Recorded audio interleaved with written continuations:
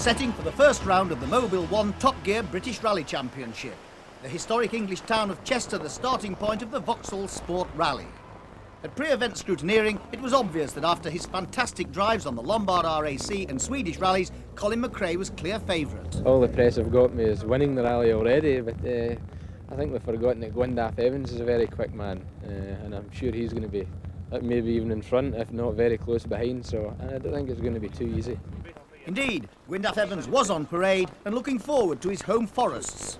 But as the army of scrutineers got about their business of checking for legality and safety, there were signs that tensions were mounting for Trevor Smith.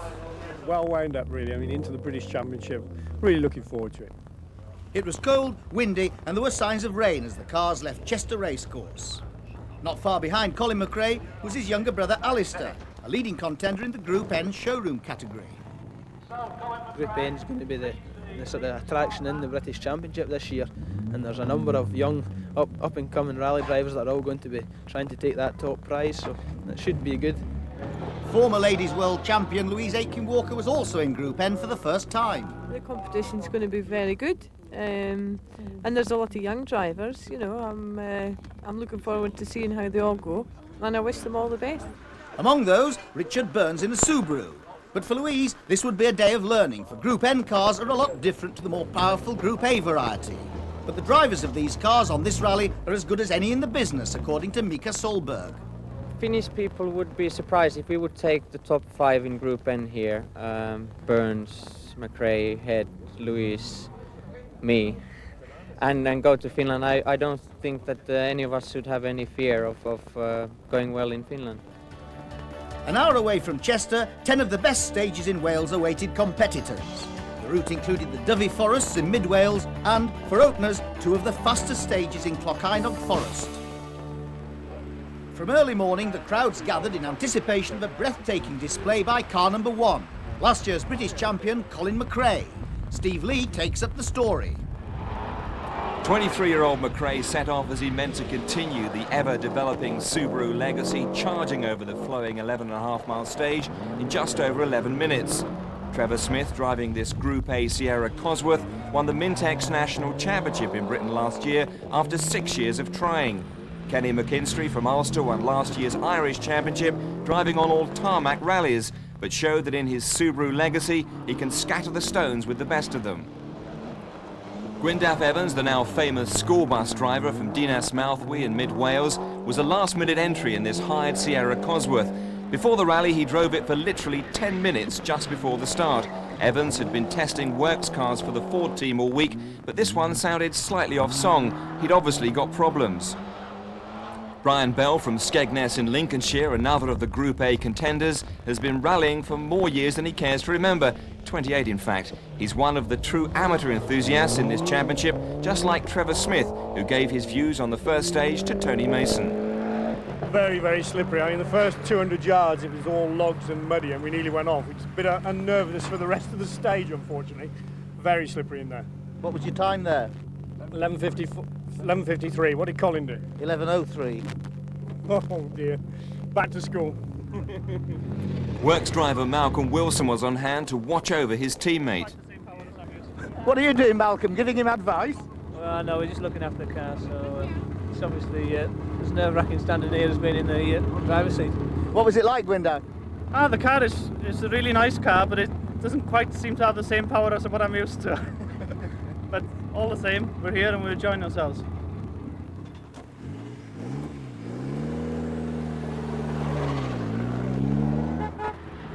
The Group N battle is expected to be one of the highlights of the series. Louise Aitken-Walker heading several star performers. Another Scot, Robbie Head, still only 23, but considered something of a veteran among the many young drivers competing in this championship. Richard Burns, from the unlikely rallying territory of Reading, won the Peugeot Championship. Obviously, he was having problems handling the Group N Subaru. The car's fine, yeah, doesn't seem to be any problems. It's just me trying to sort out where the surface is bad. So a long way to go? Yeah, definitely. 5, 4, 3, 2, 1, go! Finland's Mika Solberg in his Group N Mitsubishi Galant was taking it gently. He reckoned he'd selected the wrong tyres for the first stages. The latest member of the rallying McRae clan, Alistair, was giving the Group N Sierra Cosworth its first outing in the championship. Barla Lake and the first main chance for service crews to get their hands on the cars. Robbie Head was in 4th place. How had he found it? It was a little bit slippy in there. The surface is very muddy and there's like a film of mud and it's very, very slidey, and the tyres weren't biting in as well as I think they should have been, but other than that, not too bad. A little misfire that I think we're going to cure in this service area, and other than that, it's not been too bad.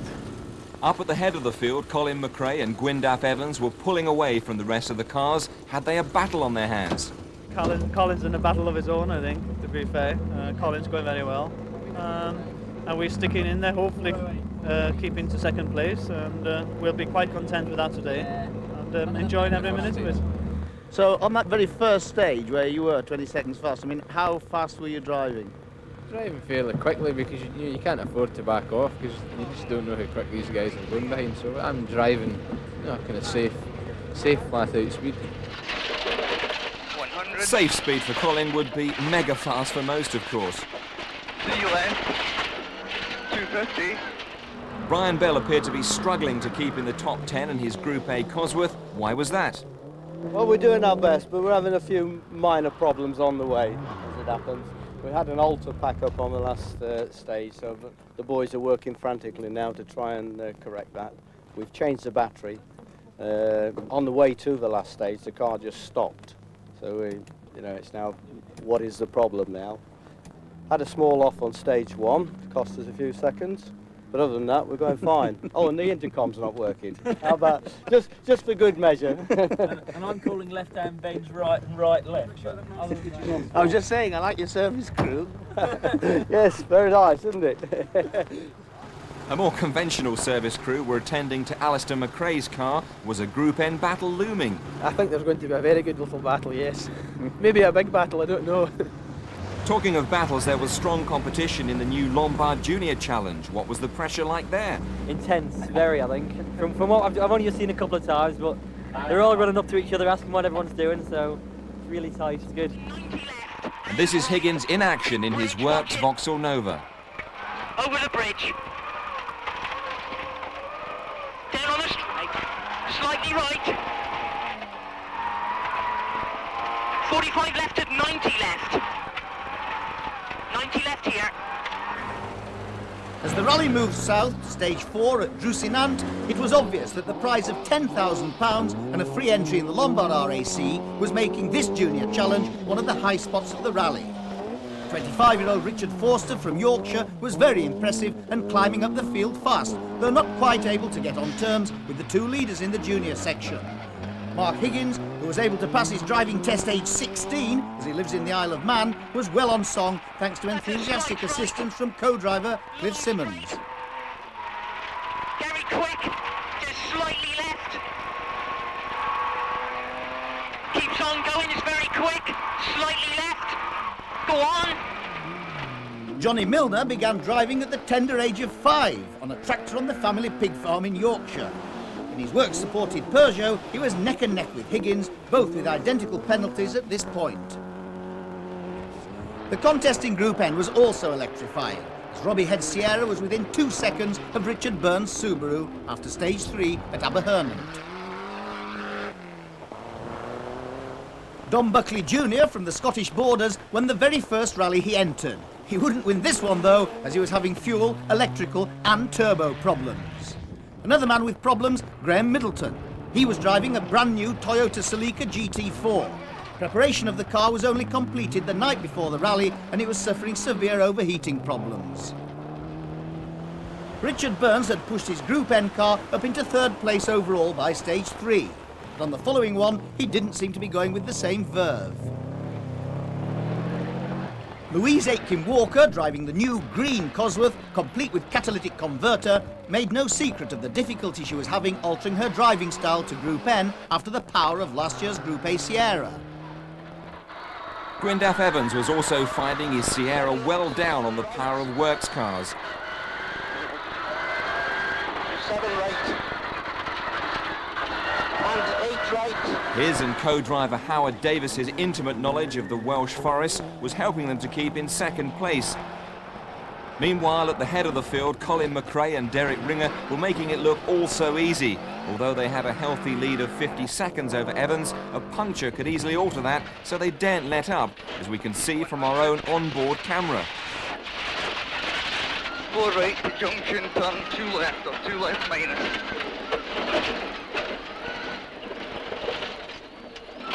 150. 3 left to 3 right.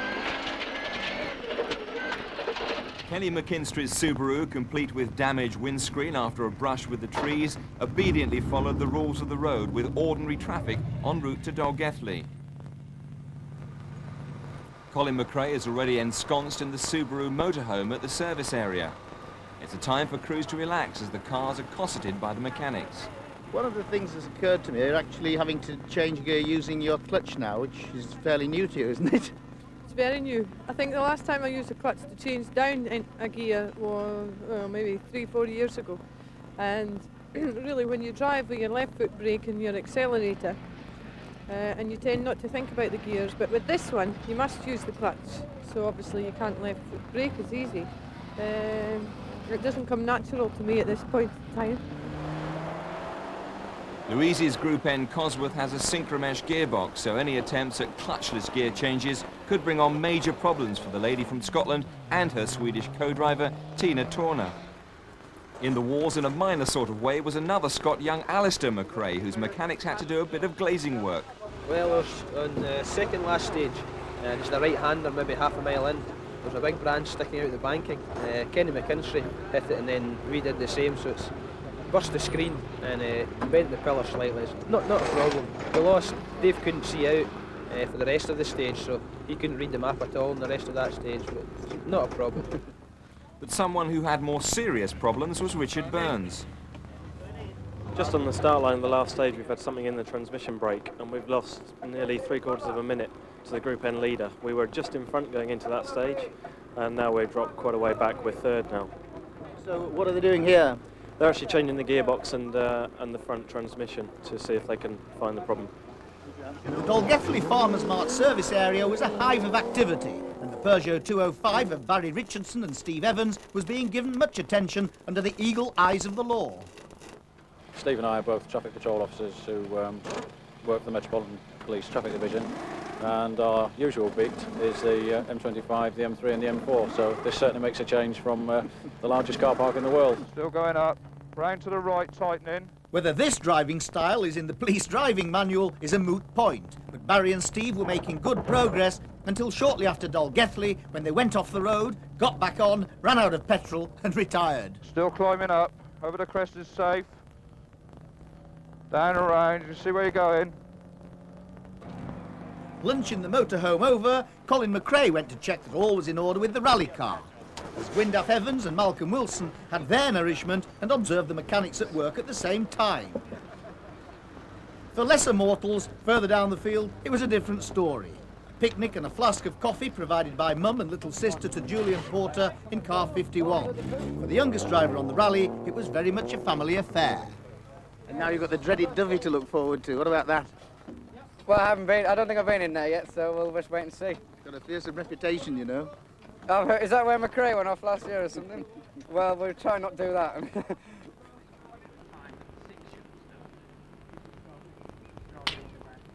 Heading south of the infamous Dovey Forest, Colin McRae continued on his remarkable way. So far, he'd clocked up fastest time on every special stage of the event. Not content with competing on all rounds of the Mobil 1 Top Gear Championship, he's also contesting a number of world rallies for Subaru this year.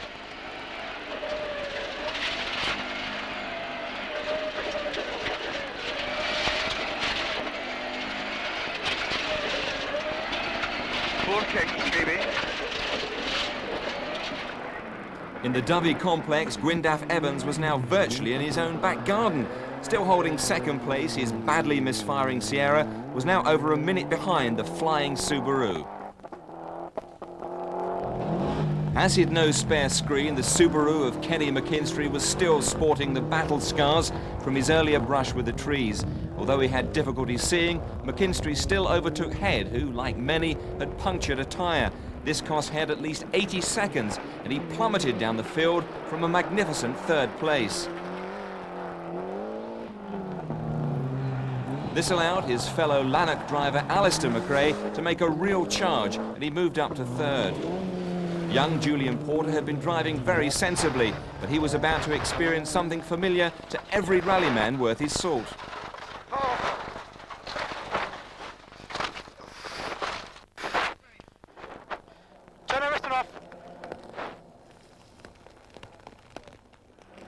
There was another contest developing in Group N between Ford's Green Lady, Louise Aitken-Walker, just 10 seconds ahead of the London-based Finn, Mika Solberg, in his Mitsubishi Galant. Alistair McRae now had a handsome lead in the group, and luck was going his way, unlike Don Buckley, whose tale of woe was continuing when he lost 3 minutes with a puncture.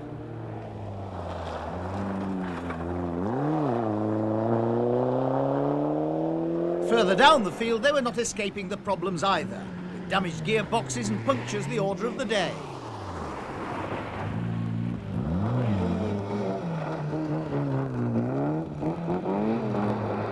The Calvin brothers from Ulster demonstrating the latest line in air conditioning.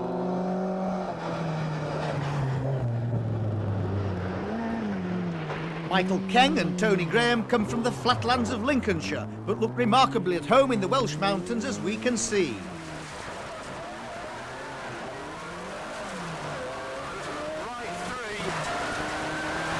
Into left 1, 200, left 7.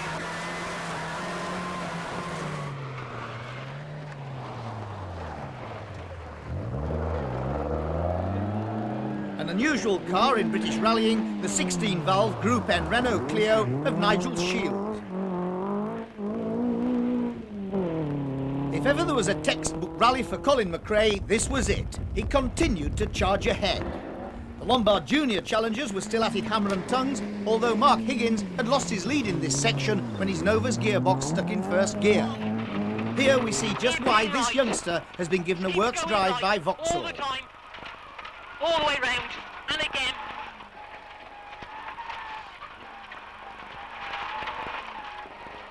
Twisting through the logs, 60 right and left. Richard Forster's drive was also impressive. From the lowly starting number of 33, he'd got up to 15th overall. And that was 1 place and 1 minute behind former rallycross champion Johnny Milner in the Peugeot. The rain, which had threatened all day, finally came. After a slow start, Trevor Smith was now in the groove. For the popular Welshman, Gwyndaf Evans, it was a case of determination and perseverance. The Sierra was still missing like mad. It was becoming a frustrating day, though Dovey had been kinder to him than many times in the past. Tight 6 right and 7 left. 7 left. Conditions became worse by the minute as the car charged around the huge forest complex. Son of 5 times British champion Jimmy McRae, Colin was showing that he could easily emulate his famous father. He was in his element, swinging in the rain. With younger brother Alistair not far behind, it makes you really wonder what Mrs. McRae puts in their porridge each morning. The famous service area at Dolgethley was indeed a welcome sight for many as the rally returned there after the gruelling Dovey stages.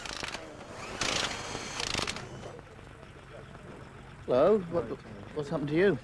We've broken down in the middle of the stage 6, I think it is, 5 or 6, with the transmission failed. So, I mean, you were doing work here just before that? That's right, we changed the gearbox here, we thought that was the problem, but something broke again in the stage, so that's where the car was stranded. Hello, what's this? Despite his phenomenal speed, Colin had left the ProDrive Subaru unscathed until now. We got a puncture on a hairpin, and the car slid and hit the rut and pulled the tyre off the rim. I'm not sure whether we clipped the bank or it was just the tyre coming off the rim that's damaged the car, because it didn't feel as if we hit anything very hard. Louise Aitken-Walker's Cosworth was running well, but the ladies were having problems. With the Group A you could use the handbrake, and here you have to swing it and be really tough, and then it's really narrow, so yeah, We had to reverse a couple of times. There's no doubt that driving a Group N requires a different technique, as the type of braking system makes it impossible to do handbrake turns, one of Louise's specialities. As the rally returned northwards, the worst of the weather was left behind. It was time to return to Clochainog. Mark Higgins also comes from a rallying family. His grandparents and parents used to compete, and his mother actually navigated for Mark on his early events. He was still trying everything he knew to get back the time lost earlier, extracting every ounce of power from his 1600cc Nova. Slightly right.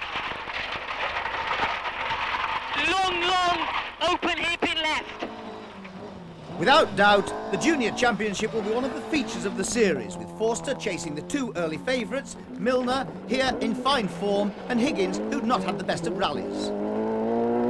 We've just got a puncher then, and the gearbox went about 2 stages ago, so we had to group out with only first gear, and it was a real quick stretch, so we lost about a minute and a half and lost the class lead.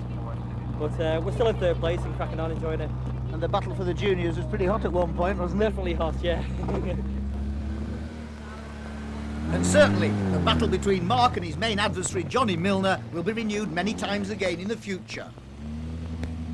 So, your rival in front, he's had problems. Have you been trouble-free? We've been trouble-free, really. It's getting very rutted through the last few stages, and we've got away with quite a few nasty little bumps, thinking we're going to knock a tyre off the rim, but luckily we've managed to get away with it. So not far to go now? Well, I think another 5 miles, and hopefully, touch wood. You think you've won the junior section?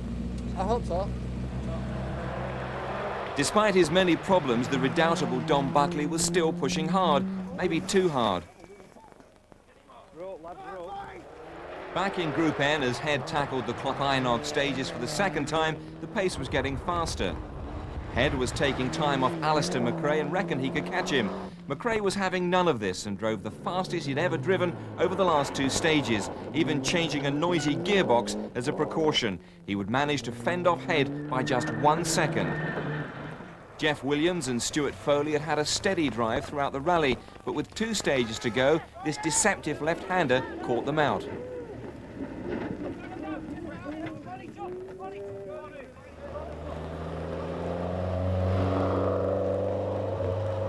Gwyndaff's day of frustration was nearly over. His mechanics had replaced virtually every part of the electrics, but all to no avail. Trevor Smith managed to overhaul the spluttering Gwyndaff on the very last stage. It started slowly, but rapidly improved. The display given by Colin McRae on the Vauxhall Sport Rally was one that could be expected from a much older man. Many fans talk about Colin McRae as a world champion in the making. They could be right.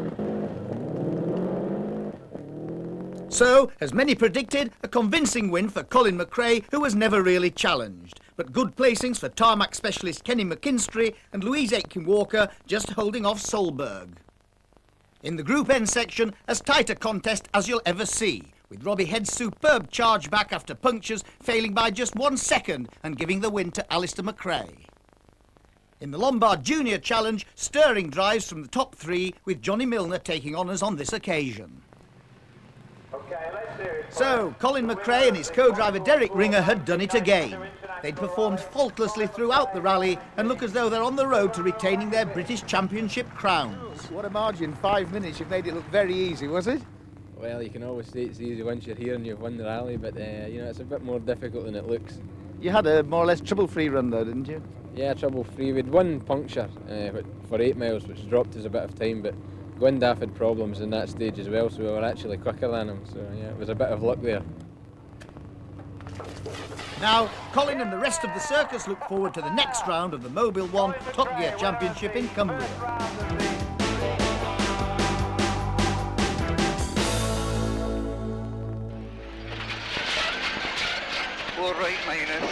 Here's the best of the in-car action from the Vauxhall Sport, and there's a chance to see more after each round. Hairpin left.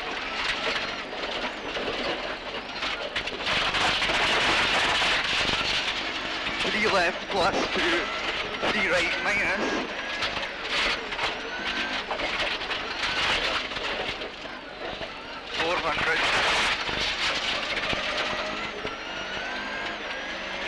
3 right minus or 2 right plus.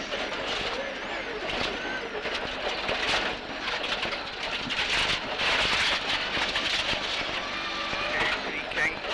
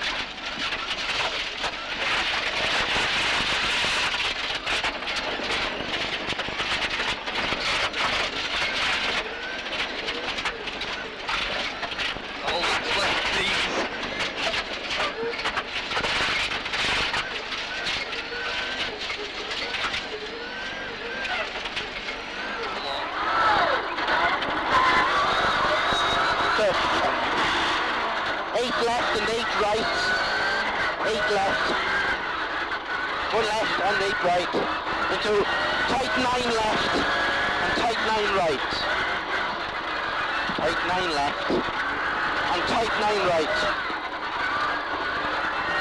tightens up and 8 left, 8 left, 6 right, to 4 left and 6 right to junction square right. 6 right, 6 left and junction square right. Opens out, flat right, long flat left, 150 to long 8 left junction. 150 to 100, long 8 left junction. Keep in. Flat to finish. Flat of the crest. Okay. Shit, isn't it? Huh? Yeah. All the way up is okay. Right and left, watch him. That's good. It's long 60 right. Goes right and 90 left. Over a crest. Excellent. Slightly right. 60 left. Same back to the right. And again, same back to the right. It's quick all the way up. Slightly left. That's a little bit tighter, Mark.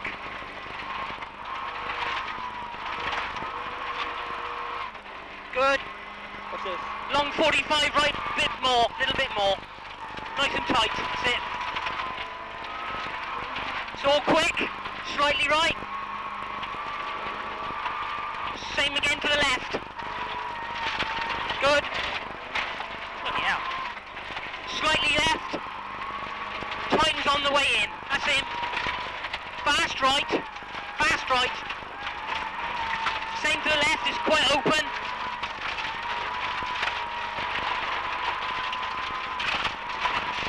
Good. 45 left and hairpin right. Very steep uphill. Very quick up the hill. Long straight.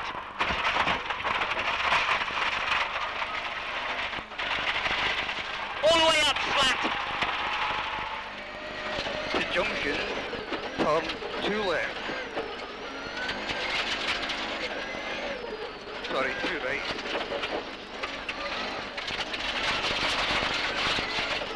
Four kinks for 300 to junction.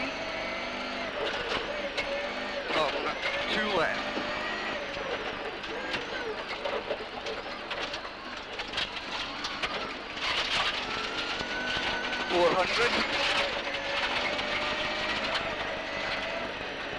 Okay, good. 5, 4,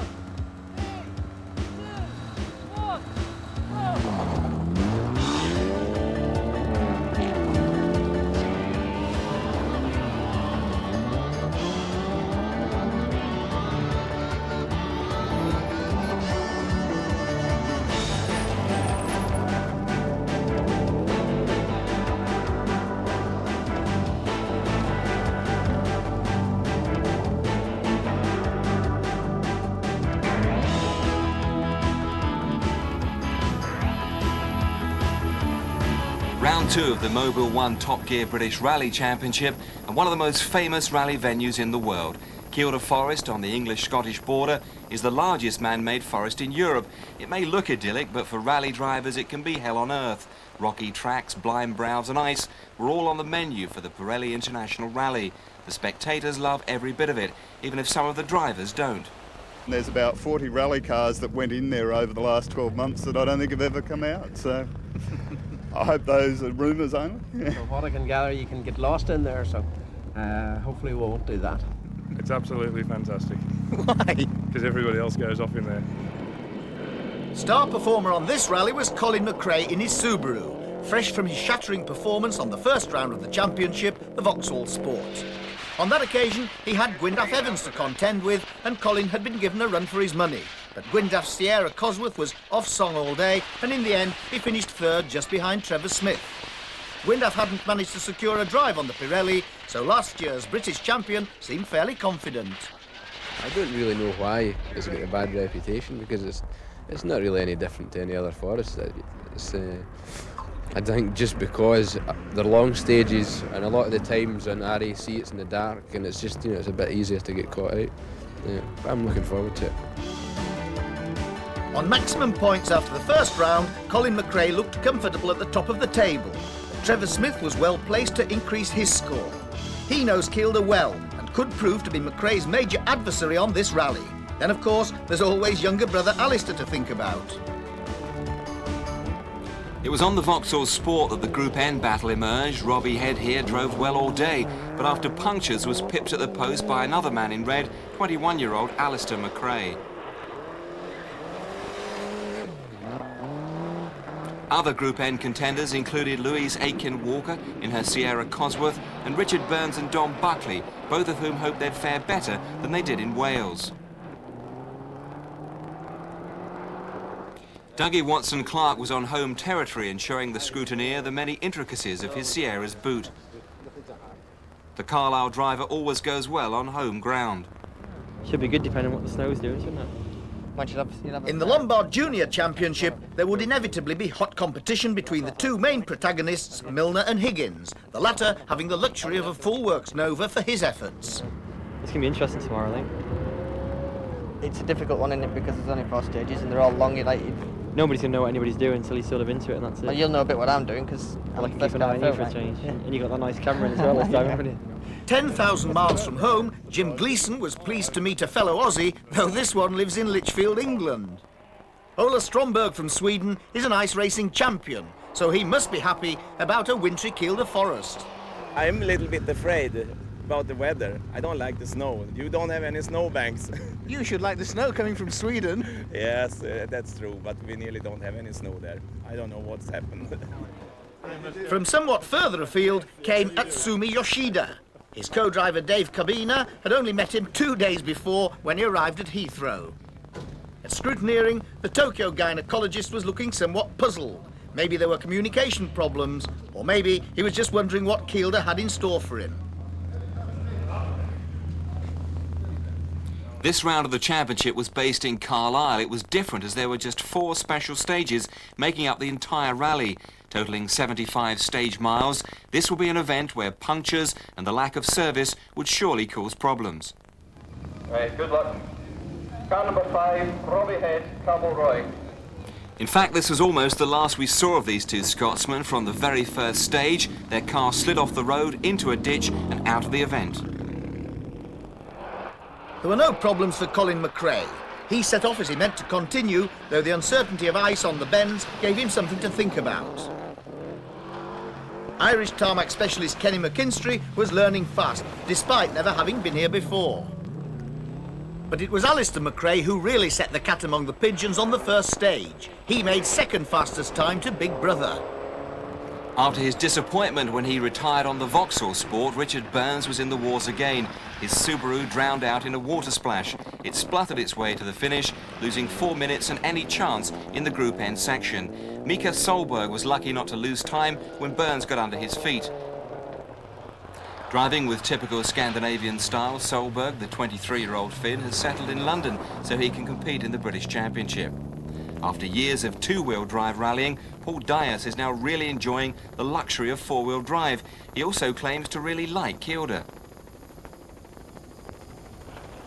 Although more or less on home territory, Don Buckley Jr. was far from happy. His day will be dogged by punctures, not to mention severe stomach pains collected on a recent trip to the tropics. At Long Edge on the Shepherd's Shield stage, Mark Higgins was in full flight. He was using every ounce of the 1600cc Nova's power and proving that the young star was worthy of his work's drive. But Johnny Milner, his main challenger, was determined to keep on all the pressure in his Peugeot. Crest. Water.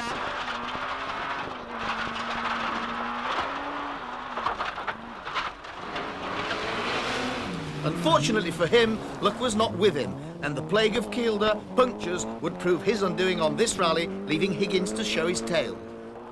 Australian Jim Gleeson, in his borrowed Astra, thought he was driving into a billabong. After his 10,000-mile flight from Sydney, he was in for an early retirement with a drowned engine. Now it was the first flight home after just 5 stage miles, while Peter Stevenson showed him how it should be done.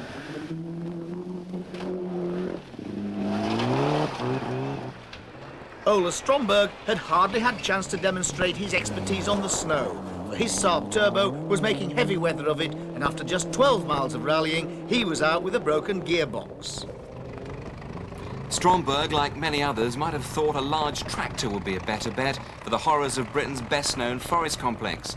Colin McRae, however, didn't seem to be troubled by anything and said the first stage was just what he expected and no problem. Back on the road section, there was still the occasional hazard. Richard Forster, another junior challenger, was soon to retire, a victim of Kielder's slippery bends. Although Colin McRae and Derek Ringer had a 39-second lead at the end of the first stage, they were still piling on the pressure and demonstrating just how unpredictable these tracks are. McRae, as our in-car camera shows, was in fact extremely lucky to find such a harmless location for his one and only excursion of the rally. It just goes to show that even the mighty can fall.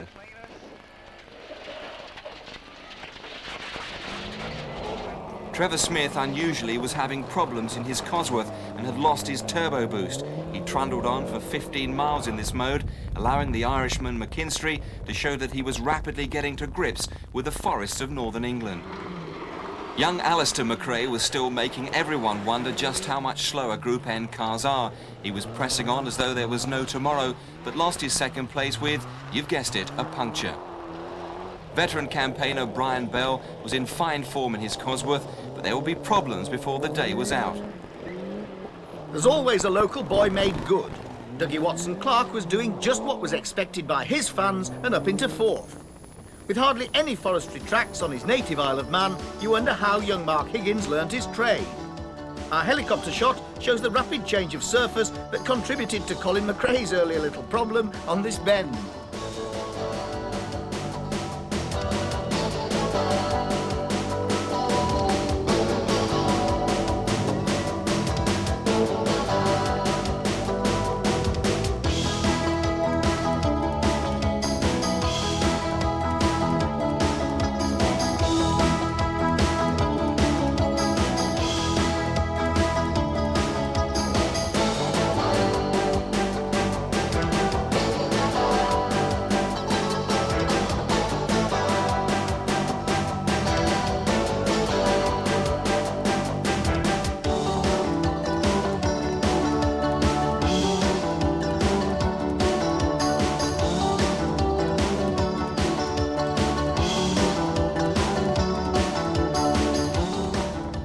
Yoshi from Tokyo was getting well into the groove by now, although things looked pretty hectic on board the Team Gyneco Mitsubishi Galant.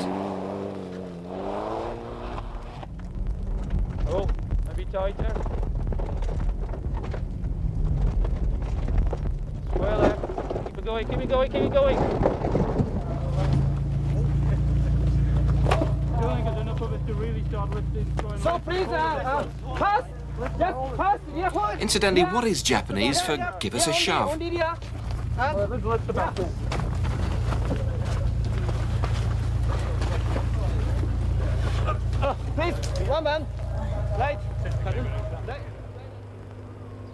The one and only major service point was on a peninsula by Kielder Water, and needless to say, it was all action.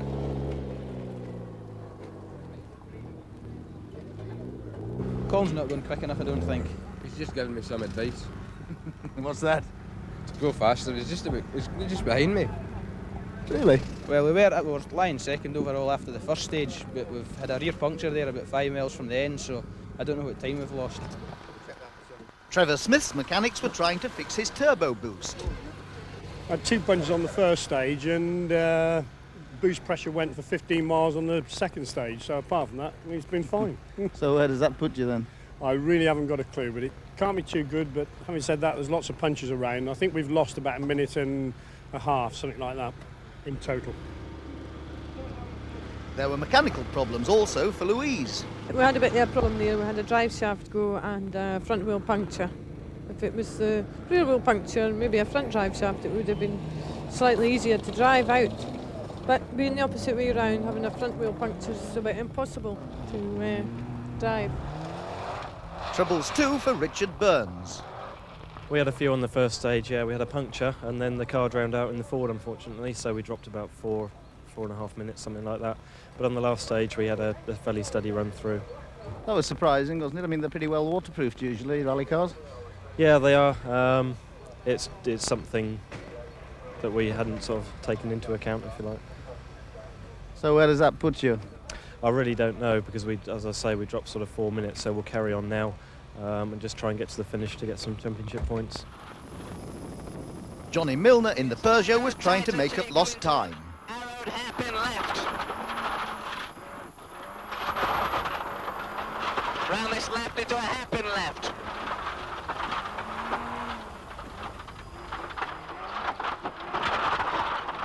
Still twisting. Medium right and a square left.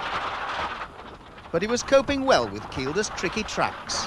Especially now we've got a bit of snow here, the main thing is you've got to be right in the middle of the road and watch the conditions all the way through the stage. Compared to Yorkshire or something, you can afford to slide wide because there's no real ditches there. You can just go off a little bit and back on and not lose any time. So Yorkshire wouldn't be your favourite forest by any chance, would they? Well, it might have something to do with me living there. As well as having 4 long stages, the other unique thing about the Pirelli International in Cumbria is that they're very close together. There's little opportunity to get a breather on the road sections between the stages.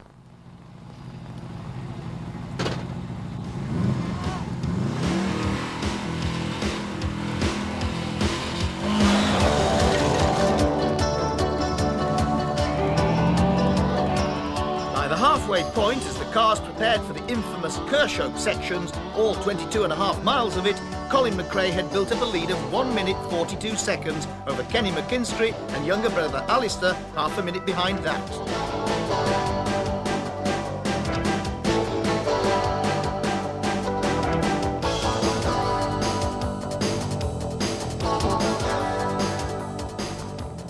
Kenny McKinstry and co-driver Robbie Philpott were in their element, although they said the flat-out 6th gear crests took more than a little getting used to.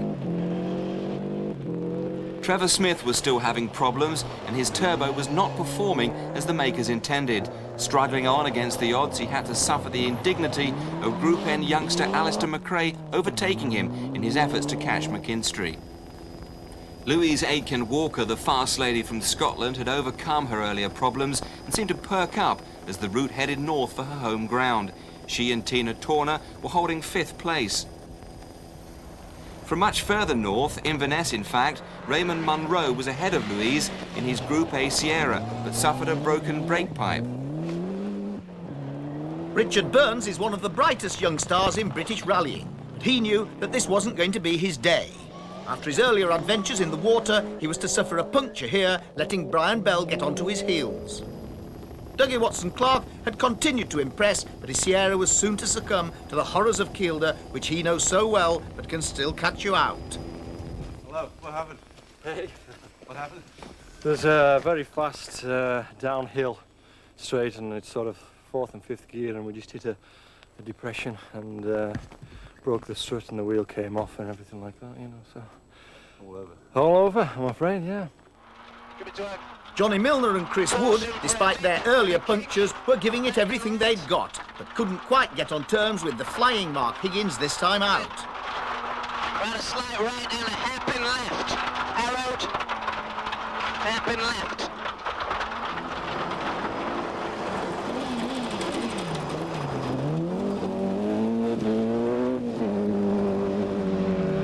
Higgins had the assistance of Vauxhall Works driver Dave Metcalf on this rally in an advisory capacity. If I'm not careful, he'll soon start beating me, he said. Yoshi was enjoying every minute of it and said he wished they had forests like ours in Japan. There were a few problems on board with communications between driver and co-driver, as neither spoke much of each other's language. It had a few hairy moments, but it was nice to know help was on hand if he or his Jersey-based Mitsubishi Galant needed it.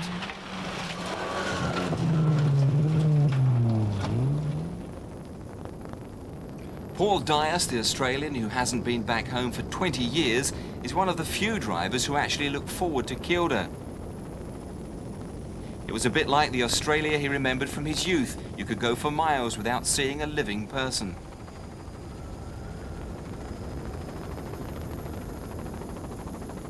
It's Killer Kilda again. It's rough, there's snow, it's slippy, it's dry, it's good rallying though.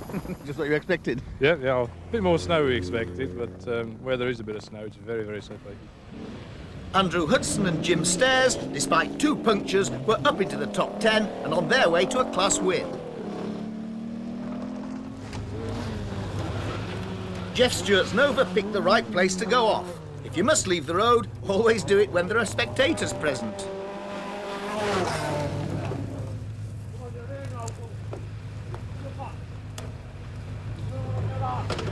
So off they went, shaken but not stirred.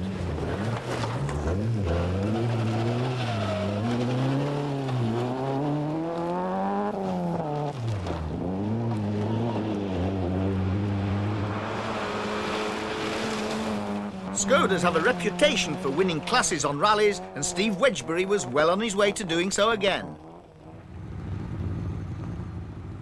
One stage to go, and it was time for a little breather in the borders village of Newcastleton.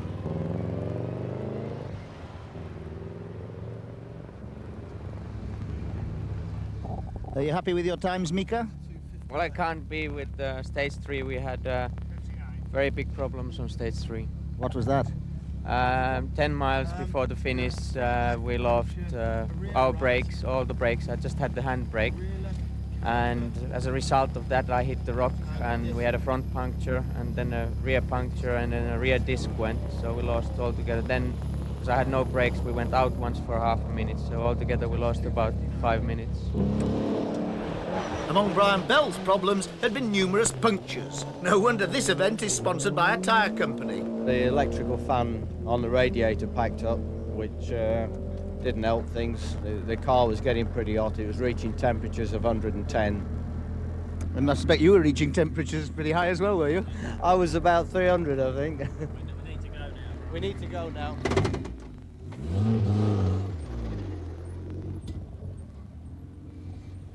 How's it going then? It's going not as well as you're going.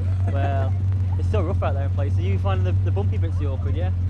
I'm just driving. It's absolutely flat out trying to keep up. I mean, I believe you've got a, well, I wouldn't say a better car, but you're just driving a lot better than I am today. Well, the thing is, it's just the bumps where I'm not used to holding it on, and the car takes the bumps where you probably have trouble with it, so. To be honest, it's never really got out of shape. It's just under braking a few times. The back end's got stepped out, but it's good fun. Oh, well, it's nice to see somebody smiling anyway. We always got to try and smile, yeah. We just thought we'd have an old steady run today because we thought we'd survive Kilda and attack on the Welsh. So he's going according to plan, is it? Yeah, pretty near. We only lost about 30 seconds with about half a Kilda stuck in the back calipers on the last stage, but other than that, there was no problems. Do you enjoy these stages? You survive these stages.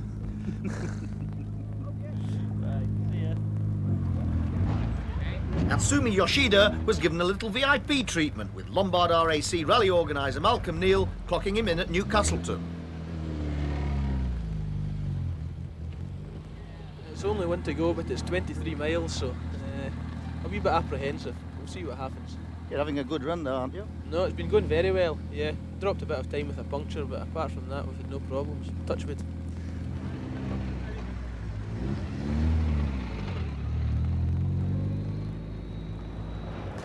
Although many people might say that Colin McRae, his Subaru and their massive support had little opposition on the Pirelli International Rally, there's no doubt that the young Scots driver has been impressive.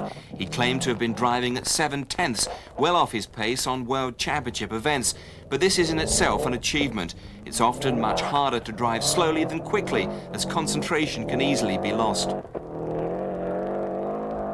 And talking of McRae's, the drive by younger brother Alistair was equally impressive. With third place ahead of him, he's certainly demonstrating that he was a worthy winner of the 1992 Shell Scholarship. Kenny McKinstry can't keep saying he's a novice in the forest. His speed has improved phenomenally. Mark Higgins kept up the pressure right through, finishing a remarkable 8th overall. Louise Aitken-Walker and Tina Turner continued in their role as leading ladies and showed they were trying to the bitter end, en route to a fine 5th place.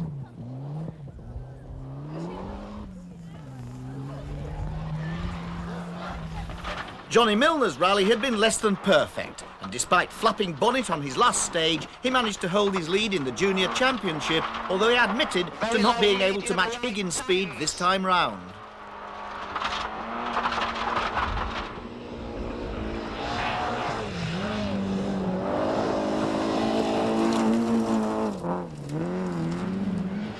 Raymond Munro and Neil Ewing managed one of their best drives yet and were rewarded with a 4th place. Yoshi was still at it hammer and tongue and gaining in confidence by every mile, but there were still 15 miles left.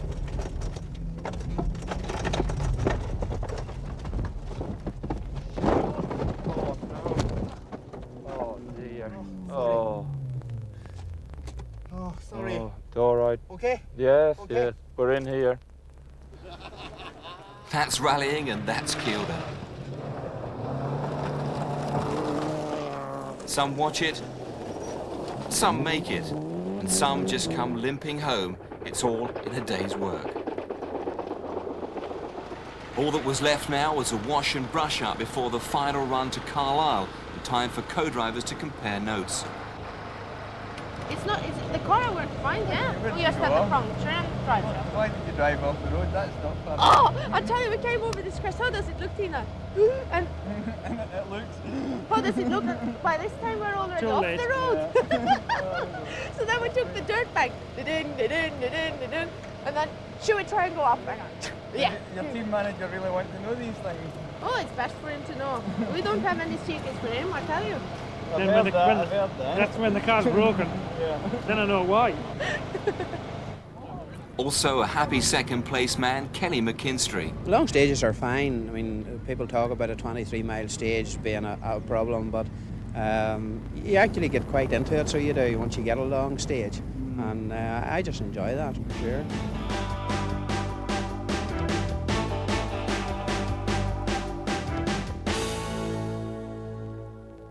For Colin McRae and Derek Ringer, another convincing win, confirming their dominance in the championship as a whole. Kenny McKinstry's and Alistair McRae's performances on this rally have put them second equal in the championship with Trevor Smith. In Group N, no holding Alistair McRae for the second event running, with Louise Aitken-Walker next, then Paul Dias. And in the Lombard Junior section, this round to Mark Higgins with a convincing win over friend and rival Johnny Milner. For the afternoon. And now's the time to tell you, ladies and gentlemen, would you please put your hands together and welcome the overall winners of the Pirelli International Rally 1992, Colin McRae and Derek Ringer in the Subaru Legacy.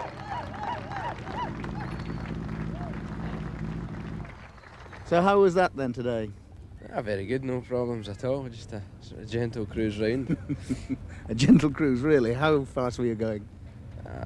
We were altering our pace, you know, some obviously in the snowy bits we were backing right off, and on the clearer bits we were going a bit quicker, so whereas if there'd been a bit more competition behind us, we would have had to take more chances in the snow, but you know, there was no point today. The second round of the championship then, just like the first one, to Colin. As if one triumphant son wasn't enough for 5 times British champion Jimmy McRae and his wife Margaret on camera, son number 2 was in 3rd place. How long before Alistair manages to beat Colin?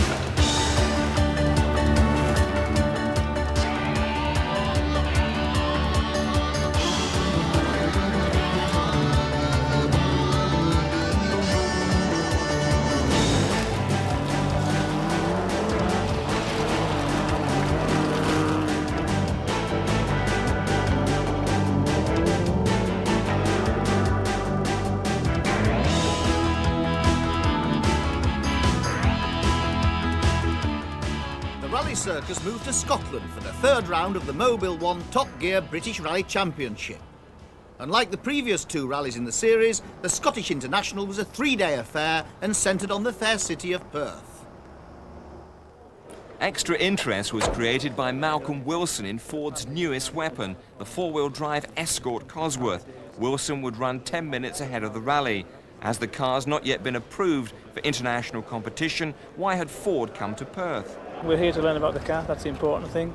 For sure we'll be looking at Colin's times probably halfway through the rally, once we've done some work, etc. We will be doing quite a lot of suspension changes, differential changes on the rally.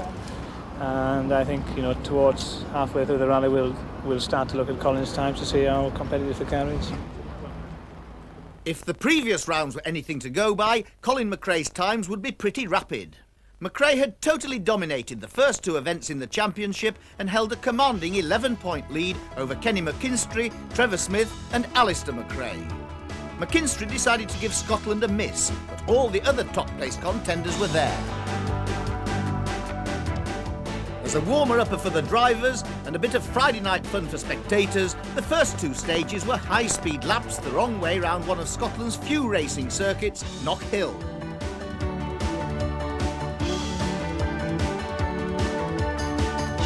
Robbie Head had his sights set on Alistair McRae, but it was Colin who confronted him here. In fact, the place was full of McRae's, with Colin testing a new gearbox. That's the first rally we've done with the semi-automatic. So, you know, obviously we'll need to take our time and I'll need to get used to the obviously changing gear with the steering wheel instead of the gear stick. So it's all new.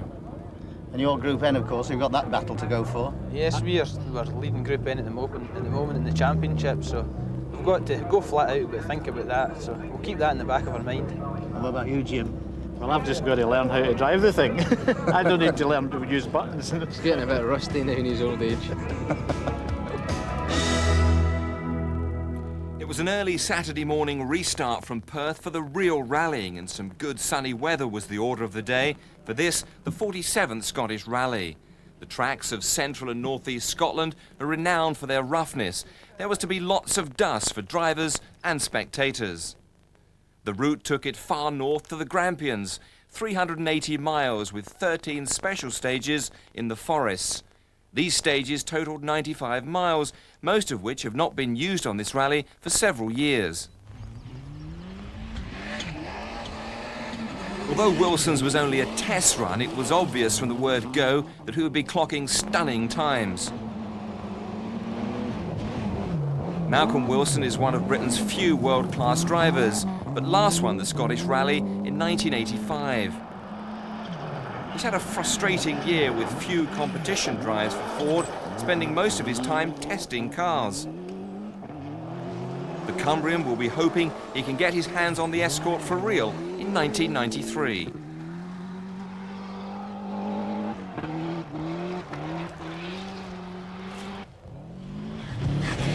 For Colin McRae, it was a tricky situation. He had Wilson out in front trying to prove the Subaru was beatable, but more importantly, he had to remember to temper his enthusiasm so he could maintain his championship lead. And on top of all that, he had that new Formula One style gear-changing mechanism with telephone-type buttons on the steering wheel to contend with. Just watch that gear stick twitching about.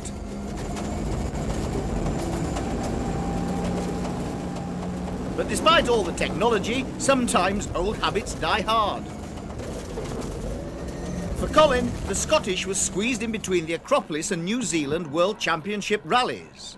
A punishing schedule indeed, but all part of the ProDrive team's plans to develop him as a future world champion.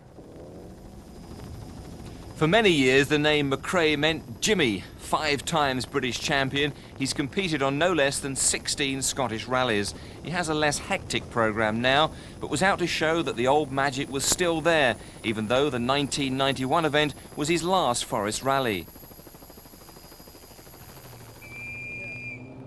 As you'd expect on a home event, Scots were well represented, with Jimmy at 48 years of age still very much leader of the pack.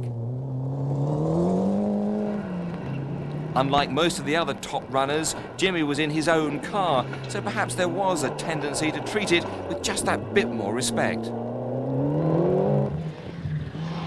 Surprisingly, Trevor Smith, at 45, another veteran of the sport, has never competed in a Scottish rally before. His rally career started 15 years ago after he'd become British Auto Test champion driving an Austin Healey Sprite. Hailing from Burford in Oxfordshire, Smith is one of the most popular drivers in the championship, but his first Scottish was to prove a troublesome event and test his resilience to the utmost. On the first 2 rounds, Smith, despite being a renowned slow starter, managed to notch up a 2nd and a 6th to hold 2nd place in the series. Several very fast young drivers have recently sprung onto the British rally scene. One of the best is Lanark driver Robbie Head, who went to school with Colin McRae and spent much of his youth in their household. Obviously, it paid off. Head, with co-driver Campbell Roy, was seated the highest of the Group N drivers. They were in good form, having just returned from rallying in South Africa. Also in good form was young Richard Burns in his Group N Subaru Legacy. One of the few Englishmen among the young brat pack, Burns still had the comfort of Perth's Robert Reid sitting alongside him as usual. The Scottish Rally was the first major forest event in Britain to allow the use of pace notes. Organisers allow all drivers through every stage at slow speeds for 2 days before the rally. Crews can then note the severity of bends, brows and bumps. For those who can't afford the extra expense or the time, the Royal Scottish Automobile Club, the organisers of the rally, will provide a standard set. It's accepted that pace notes make the chance of accidents less likely, even though it allows the cars to go faster. This young Scot is really going places. Shell Scholarship winner Alistair McRae with David Senior know the forest well, but think the pace notes help considerably. 26-year-old Richard Forster from Wetherby, on the other hand, doesn't like pace notes at all. He reckons that blind rallies suit him best, putting everyone on the same level. Last year's Vauxhall Nova Challenge winner was lying fourth in the Lombard Junior Challenge and enjoying his first Highland fling. The youngest driver in the rally, Manxman Mark Higgins, was second in the junior section in his works Vauxhall Nova. Hot on his heels was his main adversary, Johnny Milner, in his private Peugeot 205. He was leading the juniors. Milner would be locked in this fierce battle with Higgins throughout. Their small two-wheel drive machines, finding the rocky roads of Scotland a real challenge. Higgins got ahead early on before puncturing a front tyre. This let Milner through, but then he had engine problems. This battle would go on all weekend. Reading the pace notes for Milner is travel agent Chris Wood, whose father Mike was the winning co-driver of the Scottish Rally in 1966. Like most of the crews, they use a number system. The higher the number, the worse the bend. 100, left 3 and right 6. 50.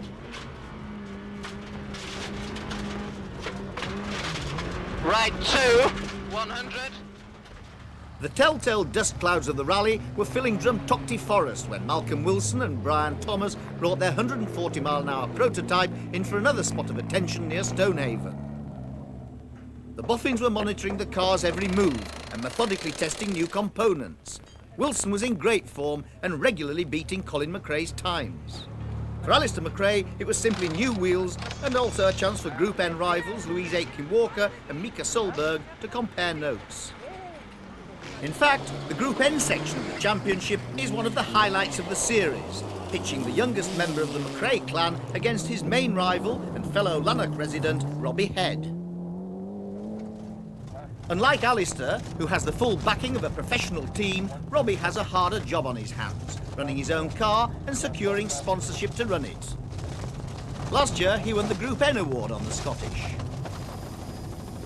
Louise Aitken-Walker is a stalwart of rallying and one of Britain's best-known drivers. Slightly down on power and unable to match the speed of the young bucks, as she calls them, her sheer consistency keeps her in second place in the Group N Championship. Richard Burns may regard himself as something of a stranger among all this Scottish talent, but was well up among his rivals. Providing the international element in the competition, Mika Solberg was lucky to be there. He took an exam in London the morning of the rally and made the Perth start with minutes to spare. Don Buckley has struggled all season in his underpowered Mazda with mechanical problems. Paul Dias from Lichfield prepares his own Group N Cosworth. One of the country's top clubmen, he started his rallying career in the navigator's seat, but changed sides when he realised he could do better than his driver. At least he'll appreciate Stuart Derry's efforts alongside him. The Glasgow crew of John Gray and Fergus Loudon in their Group A Sierra were putting in amazing times, but it all went terribly wrong on stage 7 when they crashed into the trees. The stage was abandoned and the following cars badly delayed, but the crew escaped without serious injuries. Raymond Munro from Inverness was enjoying being in his own neck of the woods, but was forced to retire from the rally after rolling on stage 9 near Huntly. His car, as can be seen by our in-car camera in Johnny Milner's car, was relatively undamaged, but was later to be hit by another competitor, destroying Raymond's car completely. And left 9.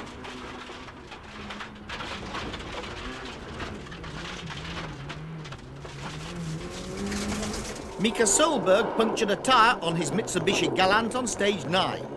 He later lost the entire wheel and finished the stage on 3 wheels, with co-driver Steve Turvey sitting in the boot trying to lift the weight off the front corner. Stage 9 was proving to be one of the horrors of the rally and claimed another victim when Neil Dugan and Stella Boyles fell off the road. Luckily, spectators got them back on again. Malcolm Wilson was going superbly, regularly beating Colin McRae's times. Although Collins said he was driving to protect his championship, one wondered if pride was at stake and he was really trying to beat the flying Wilson.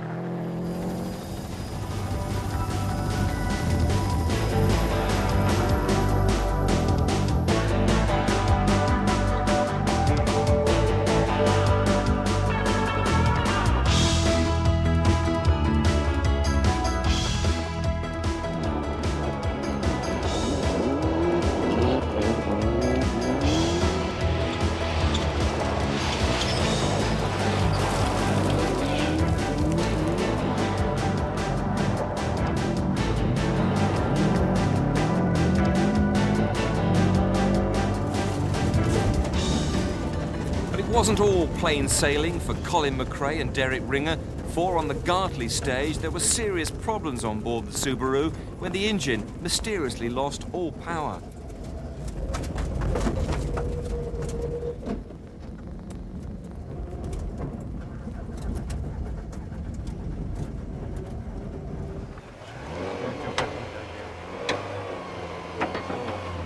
What's the problem, Colin? The engine's just stopped coming down the hill towards the end of the stage there, and we don't know what's wrong with it. There's nothing, no wires off, nothing at all. It just won't start. Well, I mean, this was actually in the stage, was it? Just coming down, maybe 50 yards from the flying finish. So you managed to coast over the finish line? Freewheel down and out the stage. So I'll see if we can sort it. We don't know what's wrong with it yet. While Colin was struggling, it was smiles all round in the Ford camp as the Escort Cosworth was fulfilling the team's hopes. Malcolm was loving every minute of it. Oh, the car is just absolutely unbelievable. It's fantastic. It just is.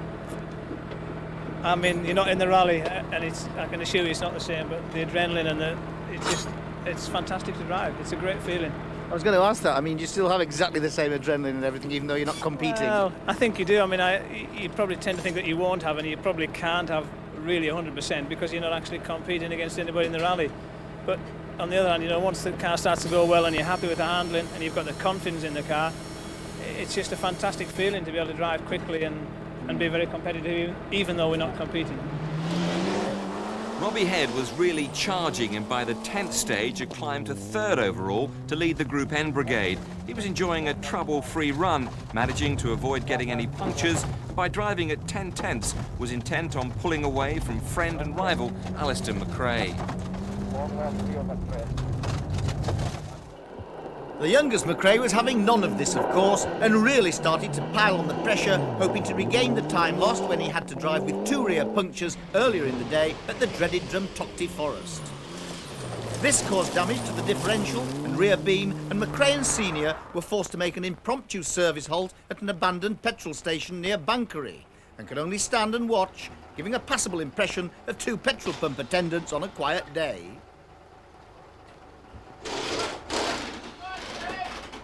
They weren't the only ones to make an unscheduled stop, for Mark Higgins and Cliff Simmons were also having troubles in the Nova.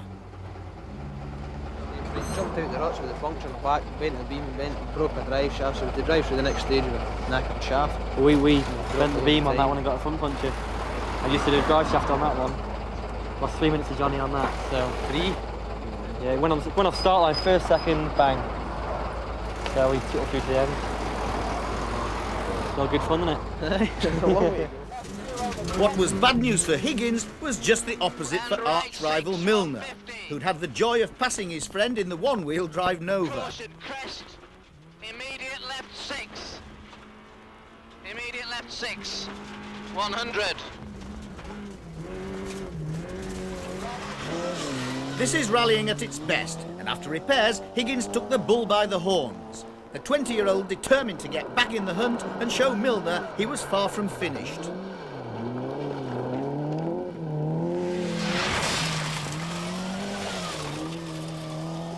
But it hadn't all been easy going for Milner and Wood. We also had a puncture which cost us 1 minute and 45 to him. We then drove clashing direct very steadily and cautiously to avoid puncturing and dropped another 40 seconds to him. So now we're back on pushing it again, but I think he's about 50 seconds behind us now. Oh, so there's still a good little race there then? Oh, that's it. He's catching slowly but surely, but I'm trying my best to pull away from him again now. Milner and Higgins were not the only two to be going full chat. For another strong contender in the up to 1600cc class, Richard Forster was also driving like a man possessed, but would roll out of the rally on stage 11. By mid-afternoon, the lovely Scottish weather had taken a turn for the worse. At the Orford regroup, it wasn't just the rain giving problems. The delay after Gray's accident caused all but 7 cars to run half an hour late on the road. The rain may have dampened the dust, but it didn't dampen Malcolm Wilson's spirits as he continued his textbook drive in the Escort. For Richard Burns, things were also looking good. The former Peugeot Club champion was putting in a superb drive in his Group N Subaru, fully aware that the eyes of the ProDrive bosses were focused on him. Back in Group A, the ultra-experienced Jimmy McRae with new navigator Dougie Patterson showed he was still well in touch. Trevor Smith and Roger Jones were having a bad rally in their Cosworth with a succession of mechanical aggravations. Now sporting a new white bumper assembly after a collision with a deer in the clashing Darrett stage, Alistair McRae was back in business and up into 2nd place overall. I must admit they're driving extremely well, all of them, and you know, I don't know what it is, young blood or whatever. Maybe I'm getting a bit old.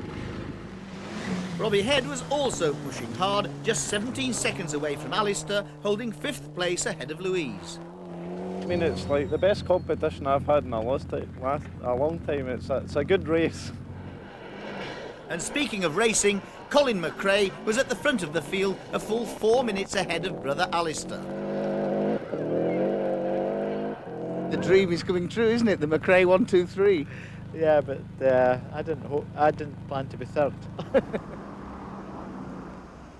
Back in Perth, there was a welcome few hours rest for the tired crews before another early start and day 3. Although the bright sun of the previous morning was missing, there would still be another day of dust on the last leg of the rally, which took the cars on a trip to the Trossachs before looping north back to Perth. It will be a shorter day with just 50 miles of stages in a road section of 264 miles. At the start of the first stage of the day, Mark Higgins was just 15 seconds behind Johnny Milner. The battle would resume with a vengeance, although no one would wager on the outcome. The Glendevon stage had more than its fair share of rocks, and driving in his usual spirited way, Milner suffered a front puncture and lost 38 seconds to his rival. That put Higgins back on top by 23 seconds. Head was continuing his charge, determined to penetrate the trio of McRae's at the top of the field. He was so serious that he dispensed with any unnecessary weight and jokingly thought about leaving co-driver Campbell Roy behind. He removed his spare wheel and wheel brace for the short stages and even threw out our in-car camera after this stage 18 at De Villa. McRae Sr. was fully aware of Robbie's intentions, so he too was pulling out the stops to the detriment of his bodywork. We left the bumper at the gate post in Blair Adam, unfortunately. Hope somebody picks it up and brings it back because it cost a lot. Colin McRae knew that no one was a major threat to him, though he was still more than a little interested in Malcolm Wilson's times. Had Wilson's scores been counted for results, Malcolm would be nearly 2 minutes ahead of Colin at this point. Wilson was still piling on the coals and showing just what potential the new Escort has.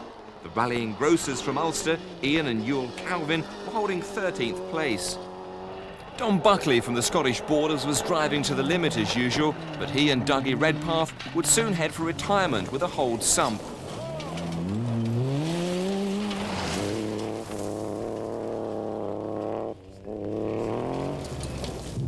Richard Burns was continuing his charge, holding a fine 5th place, but would kick himself later in the day when he slid off the track near the end of the rally and dropped to 10th. With Richard Forster out of the way, Nick Hutchinson from Clitheroe would finish 18th to put himself 3rd in the Junior Challenge behind Higgins and Milner.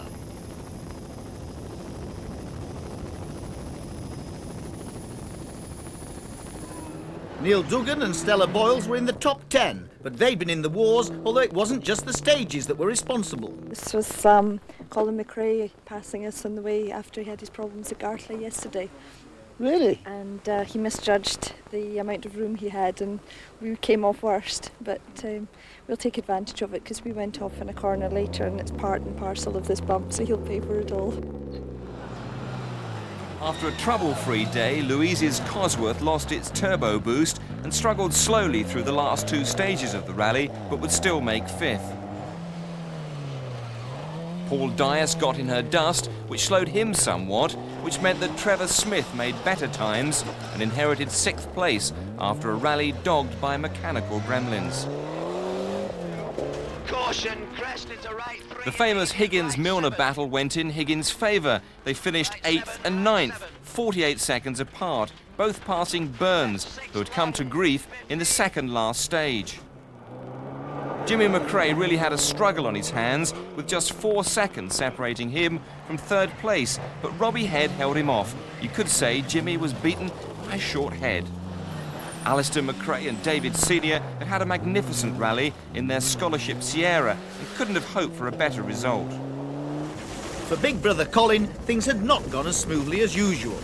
After his mystery engine problem, the Subaru's head gasket went on the last but one stage and he was lucky to finish. Malcolm Wilson's public test session had been superb. Most of the crowds had come to see him and they weren't disappointed. Regardless of Wilson's efforts, Colin McRae had once again proved that he's far and away Britain's brightest hope. It's no mean feat to win all 3 rounds of the championship to date so convincingly. Colin McRae and Derek Ringer won by 4 minutes 29 seconds from brother Alistair, but Robbie Head pipped Jimmy, thus preventing a McRae treble. Louise Aitken-Walker and Tina Torner again showed their staying power, and Trevor Smith's 6th place pushed him down in the championship to 3rd overall behind Alistair. In the Group N category of the rally, Alistair McRae won and retains his lead in the championship. Despite Robbie Head's good Scottish result, Louise is still lying 2nd overall. The Junior Challenge is something of a 2-horse race now, with Higgins' win in the Scottish putting him ahead of Milner by just 1 point. Nick Hutchinson is some way behind.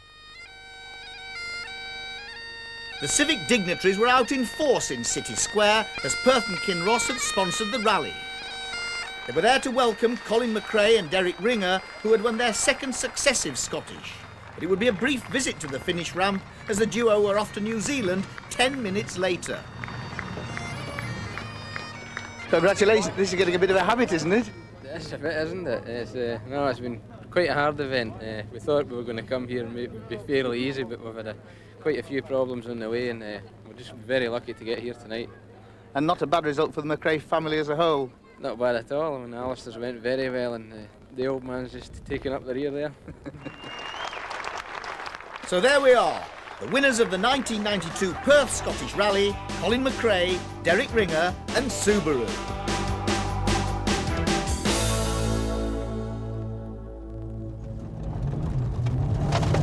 Right 5, and bridge, left 5. Go 100, left 6. 150. Right 4F, 120. Right 3, and long left 4. And the left 3 open. 70. Left 2 open, go 150. Left 4 above 30. Left 3 over crest, right 2, go 400. Left 5 over crest. Left 90.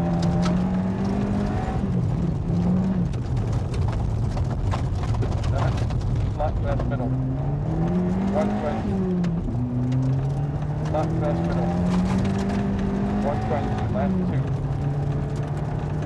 100, right 3 over crest jump rate. 150. Left 1 over crest. Go 500. Left 3, right 2 over crest. Go 500.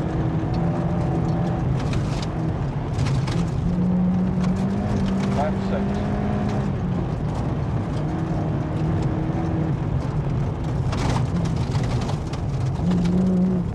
Go 500. Crest, long right 3 over 100.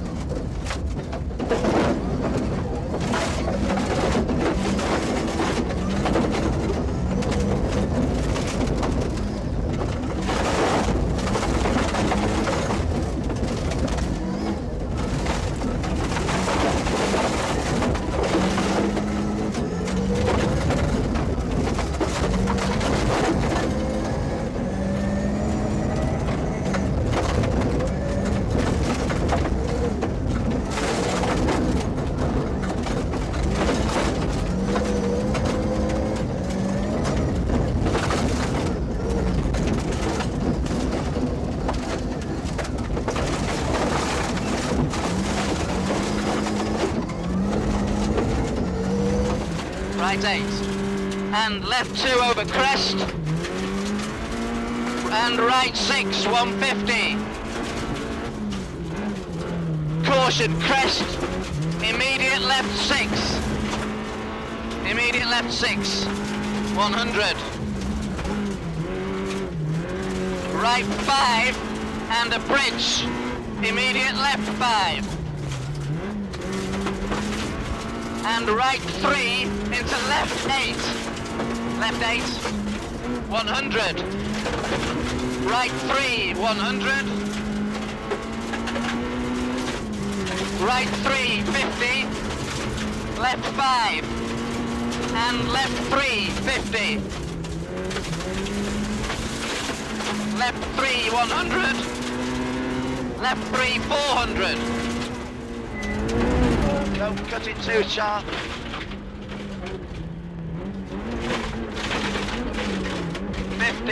Right 1 over crest. And right 2, 100. Left 4. Left 4, 50. Right 3, 100. Right 2 tightens.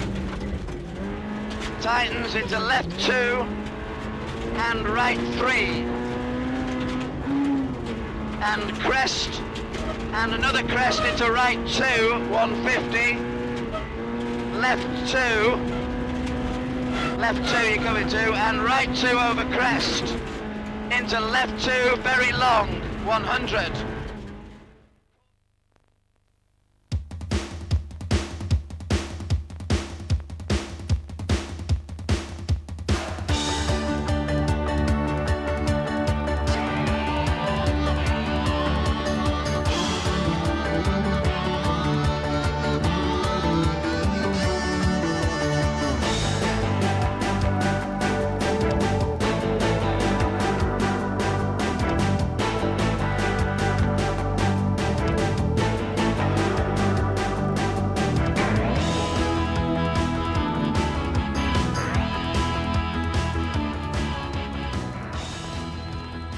Having charged about the forests of Wales, England and Scotland, Northern Ireland was next on the agenda with the Elbow Ulster Rally.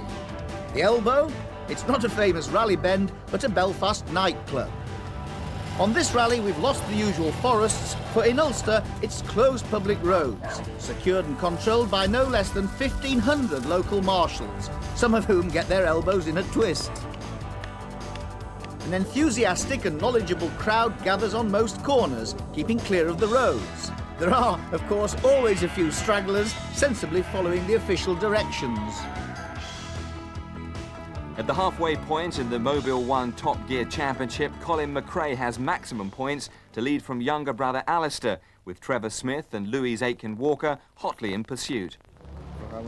Much attention was focused on the Irish drivers. Kenny McKinstry was back in championship action, top tarmac specialist Bertie Fisher was out to defend his last year's win, and up from the south was Frank Marr, fresh from his success on the Circuit of Ireland Rally. And joining them for his first event in the series, Vauxhall's top driver, Dave Metcalfe from Cumbria. But the biggest attraction at the start line was former boxing world champion Barry McGuigan. I'm going to be sensible and get around there as best I can and get as many miles in as I can. You know, realistically, this is my first rally. You know, I've got to learn to listen to Brian Hardy, and he's an exceptionally good co-driver. I've got to learn to listen to him and take that on board, and it's sometimes difficult when you look at the road ahead to listen to. I've certainly found that the most difficult thing, to listen to the co-driver, you know, when you're actually seeing what's in front of you. But that's one thing I've got to do. This is a long rally, and you know, I'm looking forward to the next 2 days. I'm really keen. Everyone was equally keen to get onto the Irish lanes, the first leg, an anti-clockwise circuit of Lough Neagh, 9 stages of the 185 stage miles which make up the Ulster Rally. That's Barry McGuigan on his way. Amazingly, Barry said he felt more nervous before this event than before his biggest fight. Robin Phillips, on the other hand, seemed even more concerned, having left an important bit of the car on the start ramp. In case you don't recognise it, this messes his exhaust pipe.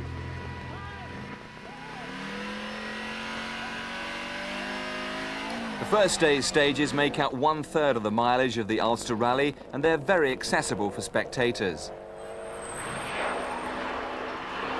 For Colin McRae, the Ulster has never been a kind event. He finished a lowly 8th in 1990, and last year was in the lead when transmission problems forced him out.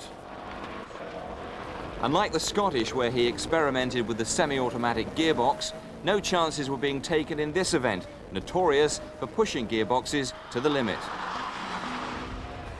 The lanes come in all shapes and sizes, and changes of direction come thick and fast. And what's more, you don't have to give way. Local hero Bertie Fisher is no stranger to these lanes. He first won the Ulster in 1982 and again last year. He and Colin McRae shared honours on the first 2 stages this year, leaving only 1 second between the 2 Subarus. Last year, young Mark Higgins was an amazing 8th in his private Suzuki. This year, the current Lombard Junior Challenge leader in a Works Nova was perhaps trying to prove that he was on a par with his teammate and mentor, Dave Metcalfe. But driving on the limit, he crashed out on stage 2. Metcalfe, meanwhile, was showing no signs that this was only his 2nd rally this year, leaving his braking to the very last second. Frank Marr from Tipperary, although on his first visit to the Ulster, was strongly fancied, but he had already had turbo problems. Last year's Irish tarmac champion Kenny McKinstry, Ireland's only seeded rally driver, was keeping in close touch with Colin McRae and Bertie Fisher. Only 7 seconds separated them after the first 2 stages. With Robbie Philpott calling the tune, the lawnmower man was well on song. Don't cut, 60, turn 6 right, don't cut. 60. Unknown to them, problems were already developing. Fighting his corner, but only just, was Barry McGuigan in his Sierra Cosworth. Despite all his good intentions, he was already on the ropes when he hit the scenery on the very first stage. When he emerged, he found young Garth McCartney hot on his heels. McGuigan had been off the road for 4 minutes, and it was only the muscle power of his Irish fans and his troop of dedicated mechanics who got him back into the fray. This is yours, I believe, Barry, is it? Another bit of the car. Yeah. Well, Brian, what happened? You tell me, what did happen? He wasn't listening. Yeah, that's right. I just didn't listen to the first square left. It's a relatively easy one. Then it tightens very quickly. What, did you just go over a bank or something? Just into a hedge, basically into a hedge. And the problem was, Tony, we could have been much quicker. Only there were only about sort of 3 or 4 guys around, and we had to call in fellas from quite a distance back. So that's what took so long. I'm glad he's done it early, to be honest, rather than later on when we'd be going a lot quicker. You know, otherwise we'd have a big accident. So it's, you know, there's 3 cars out already. Long rally, so just keep it in. You know, steady, and we'll have an all right result. So you didn't hit him for being a naughty boy? I did. I was hitting him and swearing and everything. Almost. It was all right though. So there you go. Well done. Okay, what's that you're drinking? Go juice. This is worth 5 seconds a mile. Is it working today? Not at the moment because the engine isn't. We're just going to tip some into the tank. Colin's going very quickly. Colin was 3 seconds quicker on the first stage and he was 1 second slower on the second one. So Kenny's going quickly. So obviously there's 3 or 4 of us all in there together, you know. But it's obviously very early days in the rally. At Ballymena, McKinstry's heavy hammer men were at work. Oh, we've busted diff casing. Problem is we don't have another one. So we're just having a look here and seeing whether we can maybe patch it up or whatever. But it's a bit early in the rally to have a problem. Although Mark Higgins's retirement had robbed the Junior Championship of some of its sparkle, there was still plenty of hot competition in the other categories. Group A cars held the first 6 places, with the usual close battle in Group N. Paul Dyers, currently 3rd in this section of the championship, was getting to grips with the stages. Right now. Fantastic, really nice, fast. There's a few yumps in them that we haven't noticed on the recce because you could only do 25 mile an hour, but otherwise, really good. What do you think of all these Irish drivers? Mad. On the road, they're lunatics. But obviously, the Irish lads over here around their own lanes are very, very quick. And Grandfather Ernest is as quick as most of them. I'm in a small car class, of course, so I'm only really driving for the fun of the thing. But as long as I'm getting a dice with somebody, I'm very happy. And you think that is the appeal of rallying? As far as I'm concerned, the appeal is going down a road as quick as I can and knowing there's nothing coming the other way, and actually just the sheer excitement of it.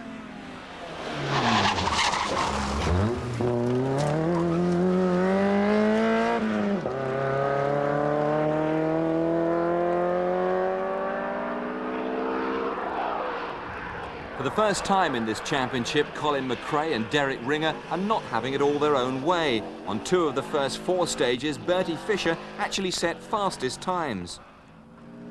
With only a second separating them, people started to wonder if McRae was fallible after all. Colin, of course, was determined to prove otherwise, despite a spluttering engine.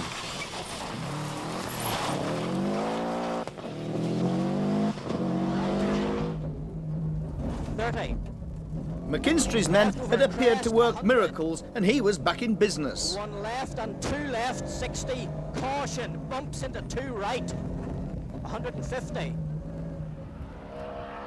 His mechanical problems were about to prove terminal, though. His patched-up diff gave up the ghost at the end of stage 3, and he headed for home.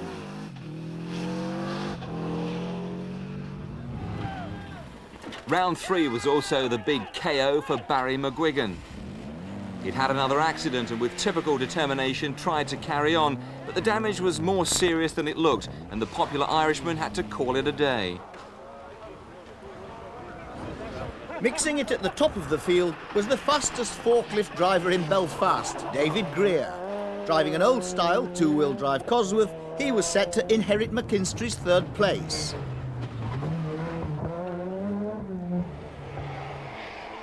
Needless to say, Alistair McRae and David Senior were in attendance in Ulster to defend their Group N championship lead.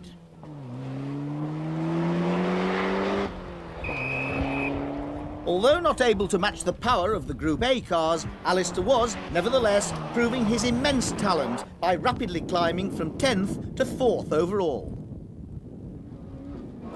A charging Nova like this can only mean one driver, Dave Metcalf, the king of the two-wheel drive. Also with two-wheel drive, but at the other end of the car, Frank Marr seems to have got over his assorted problems. The Irish Championship leader setting consistently fast times in his Cosworth. Although she'd badly strained her back before the rally and was somewhat strapped up, you wouldn't really notice, for Louise Aitken-Walker was pedalling her Cosworth as neatly as ever. Also with problems, but not of the medical variety, was Trevor Smith, who not for the first time this year had suffered a blown turbo. One of the newer names to emerge this year is Nick Hutchinson, the 24-year-old Lancastrian, figuring in both the Lombard Junior and the Vauxhall Challenge. Go on. Fast left. Into flat right, 50. Flat jump, 20. Sadly, he'd not been without his problems either earlier in the day and had dropped to the back of the field.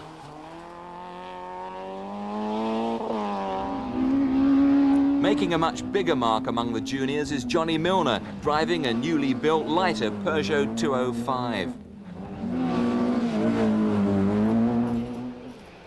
Taking a full 2 days to get to Northern Ireland from Norway, Bernd Kollivold managed to push his small Fiat down hills very quickly.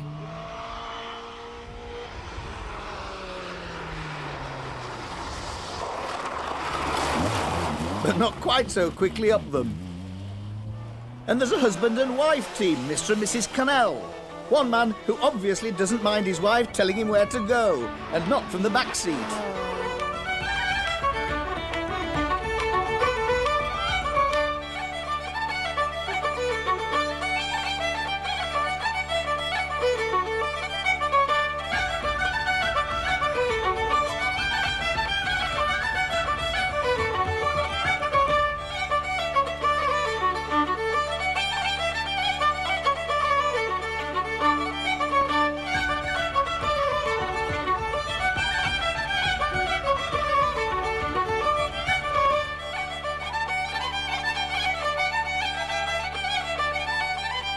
To the outsider, rallying may seem a crazy sport, and some of the drivers think so too.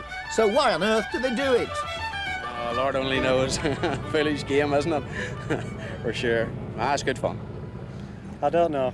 I don't know because I stood at the start, well, I was sat in the car at the start and I was frightened to death. I've never been that scared. It's the first international and I was scared. It never seems to be short of an adventure. If it was straightforward, I think it would be time to give up. I don't know, I wish we knew so we could get a cure for it. Frank Marr was up to 6th as the rally drew towards the end of the first day. There was a tight battle going on among the Sierra ranks. Rob Barry from Manchester was up in 4th. Alistair McRae was sandwiched between them in 5th. And of course, heading Group N. Only 16 seconds covered the 3. With a reseed for the next day, everyone was fighting for that vital place. And the ever-smiling Paul Dias with Stuart Derry was starting to head towards the top 10. Tight left 9. 75. Turn right 9. 100. While Scotland has the McRae dynasty, Northern Ireland has its equivalent, the McCartneys. 21-year-old Garth is showing the style that could make him a star of the future. Another young man in a hurry, Yorkshireman Richard Forster, is 4th in the juniors and hunting for more points. As they burst out of the lanes on the last stage of the day onto the major roads of Craigavon, the light was deteriorating, but more importantly, so was the weather, and drivers started to be caught out. Richard Hemingway's pirouette was clearly caused by the weather change, but there was still confusion regarding Mark Higgins's ignominious exit from the rally earlier in the day. I don't really know what happened, to be honest. I think it's just some bumps caught him out, which is a little problem of this rally, where you're wrecking the stages at 30, 40 miles an hour, and then you go over at 90, 100 miles an hour, and there's bumps there that you don't find when you're going slowly. And I think it was just probably one of them situations that he found some bumps at speed which he hadn't found on the recce. So what advice will you give him when you see him later? I'll just give him a pat on the back and say hard luck. You lost a bit of time earlier. What was that about, Nick? Yeah, on stage 3 we broke the throttle cable actually. We weren't sure at first, but we soon realised, and it's quite exciting because Clive got under the bonnet and held the throttle open manually. We got into a safe place, but obviously I couldn't see to steer with the bonnet being up, so it was quite hectic and shouting and noise. And I saw a Peugeot coming very fast behind, and I'm going like this to Clive to get away because I thought he was coming in the back. Anyway, he managed to get round.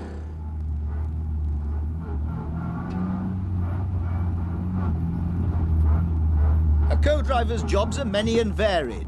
It's not just a matter of reading pace notes. But when it comes to pace notes, there's no one better than Derek Ringer. One thing that fascinates many people is Derek's low seating position. In fact, it's so low, I'm surprised he can see over the dashboard. Nevertheless, he was keeping Colin McRae at the head of the pack, with a little help from Colin himself, of course. Bertie Fisher was not far behind McRae's exhaust pipe though, just 30 seconds as the cars headed for final servicing and Parc Fermé back in Belfast, where the crews would get about 4 hours sleep if they were lucky. Day 2 was another loop around Lough Neagh, this time clockwise, going as far out as Enniskillen. 11 hard stages left, 135 miles in all. The gods hadn't smiled too kindly on the drivers overnight. It was a cold, dark, damp start at 4 o'clock in the morning, and after a night of rain, tyre choice was going to be critical. As predicted by many, the first few stages were going to prove crucial in deciding the winners and losers of this event. Colin McRae's still misfiring Subaru started the proceedings.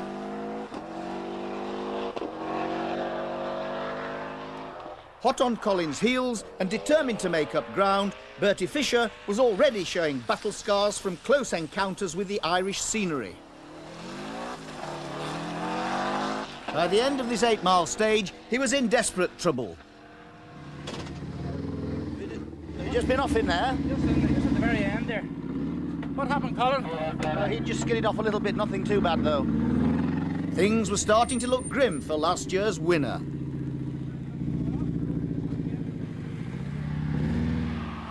It's always nice when dawn breaks on a rally, but not on this occasion for Alistair McRae, who had set blistering times on the first 2 stages of the morning until it all went rather wrong. Just about half a mile down the road there, approached a K-right +2, just a little too fast, and the car locked up. Went through the hedge, and just the other side of the hedge was just a ditch, a large ditch. The car's landed in it and it's stuck. It's not damaged really at all, maybe past the front slightly, but we're not going any further. Johnny Milner and Chris Wood were up in the top 10 and totally dominating the junior championship, but also not without their share of problems. In fact, Johnny was so busy effecting repairs that co-driver Chris had to do the explaining. Oh, well, we slid wide on a corner, not so far from the end, but it clipped something on the outside, Johnny's side, and it knocked the rear wheel more or less straight off. It didn't really part company with the car until we'd finished the stage, but even so, it's they're just replacing the hub and what have you. Meanwhile, battling Bertie was well and truly in the wars and on his way to retirement. We had a fence and burst the radiator, and it was only a couple of 100 yards to the end of the stage, but by the time the boys got a radiator in it, obviously the damage was done, and we did the next stage but decided to switch it off at the end before we do any more damage, you know. Oh, so that's rather disappointing. Yeah, it is disappointing, but that's rallying. Not a lot we can do about it. With his nearest opposition out of the fray, Colin McRae on the second run of the Brantry Wood stage could ease his pace enough to inspect his little brother's escapade. Rallying attracts all sorts of spectators.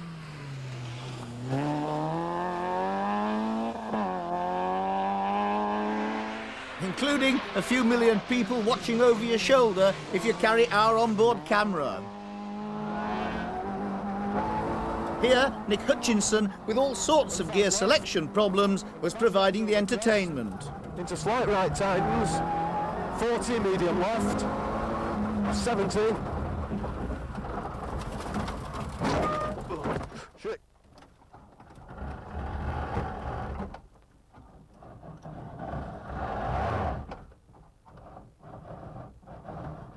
Get out.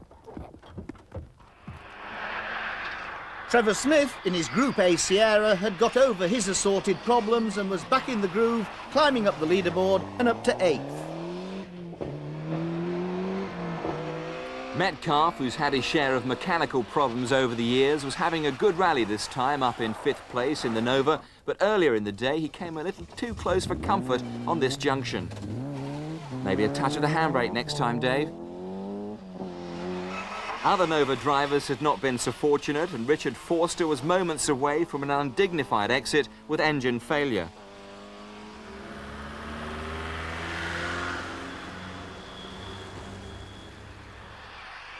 Rob Barry was battling to regain time after a damaged gearbox saga, hoping to win back the 4th place he'd lost.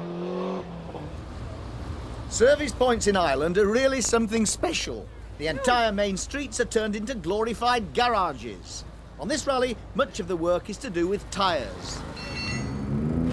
Hello, what's happening here then? I think the tyres have got a bit tired on that stage. Don't you? How many miles has that done? Just done 2 stages. I can't understand that. Why is it so badly worn? Is it out of track? No, I think it's just braking very hard. I think that's all it is, but it's unbelievable. It's even gone out of shape. The correct tyre choice is vital if you're going to avoid this sort of occurrence. Works teams have a huge array of tyre types and compounds to choose from, but privateers, like Paul Dias, have to make do and mend, recutting treads in their own tyres to try to suit the conditions, with varying degrees of success. All of which can have a dramatic effect on the body styling of your car.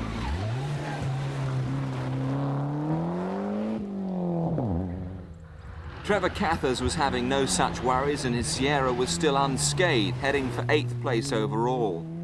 Johnny Milner, sporting a new front wing, took the honours in the junior category, cheered on by other famous youngsters, Mark Higgins, Cliff Simmons and Richard Burns.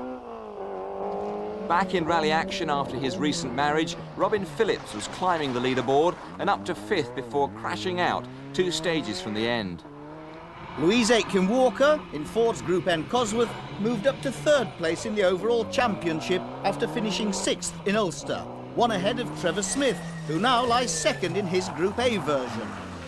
Smith had more misfortune with another blown turbo on the last stage and was lucky to make 7th place.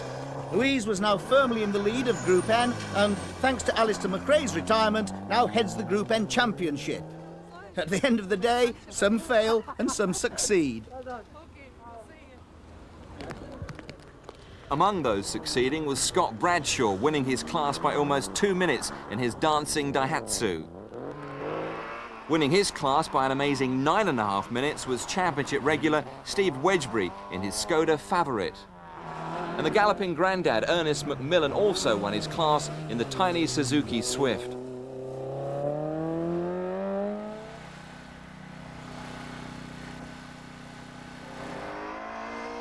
Dave Metcalf took 4th overall and got another class win by an Irish mile. In the closing stages, Frank Marr put in a great charge for 2nd place, but had to settle for 3rd behind David Greer, who went on to take his best ever Ulster result. The apparently unstoppable Colin McRae may have looked vulnerable at the beginning of the event, but by the end he had yet again demonstrated how to push home an advantage, winning the rally by a massive 11 minutes. McRae had driven the Ulster like a true professional and made it all his own, but regretted that his main rivals hadn't stayed with him to give him a better run for his money.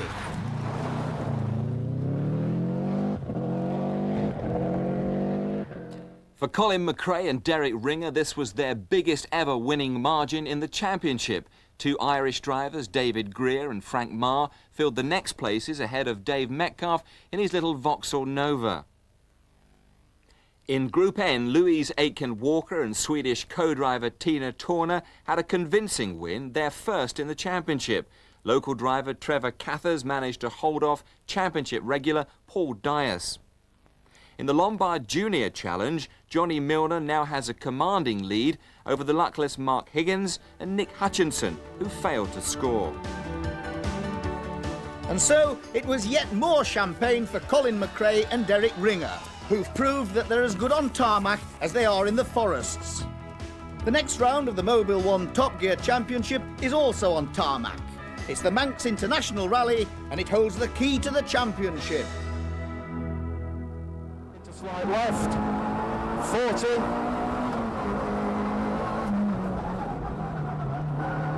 Flat left, 40. Jump. And fast left. And caution, fast right tightens. Keep right into easy left.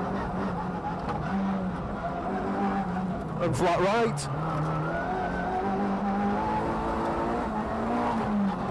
And fast left. And fast right over crest. Into slight right tightens. 40 medium left. 70. Shit.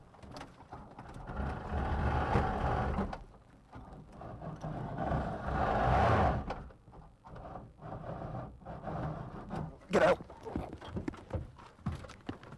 Get up the road and slow down, Nick. So left 3, 50.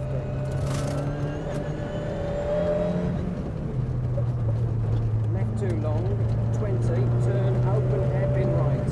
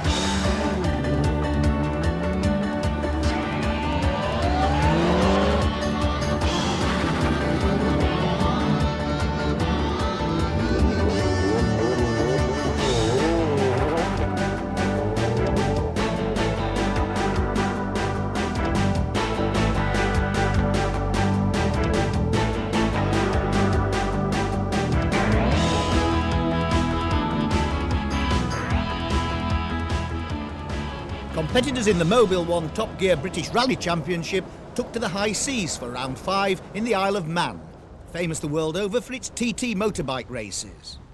The 30th Manx International Rally was, appropriately enough, run in 3 legs. An all-tarmac event, it had the best international entry of the year, including a group of 40 Citroëns taking part in a French-based championship. Not to mention Michael Karlfuss's 42-horsepower Trabant, which had trundled all the way from eastern Germany. On the previous round of the championship in Ulster, the Group N crown was all but handed to Louise Aiken-Walker, thanks to a bit of over-exuberance by 21-year-old Alistair McRae, so his approach to the Manx would be interesting. Well, obviously with the Ulster the accident, then the Group N Championship's a bit far-fetched now, but we've got to still think that if Louise has a problem, then it's still possible, so we want to go out here and win Group N. Louise had put in a textbook drive in Ulster to keep her lead in the Group N Championship. All she had to do was to finish reasonably well in this event. Reigning Irish tarmac champion Kenny McKinstry and fellow Ulsterman Bertie Fisher had both retired in Ulster, but were back to challenge the dominant pro-drive Subaru of the seemingly unstoppable Colin McRae. Also aiming to repeat his 1988 win was Belgian ace Patrick Sniers.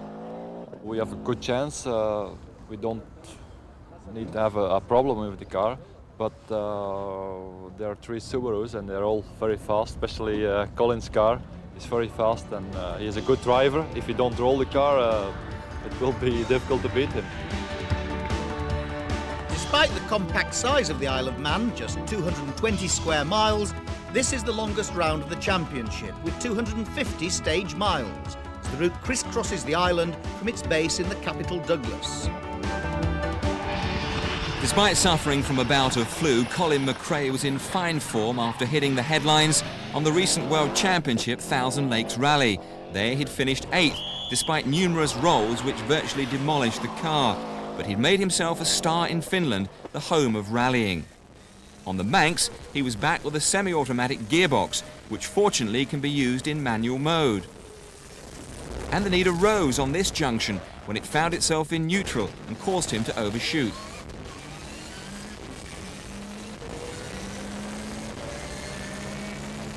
All of which meant more work for the Subaru mechanics at the first service point at St John's in the centre of the island.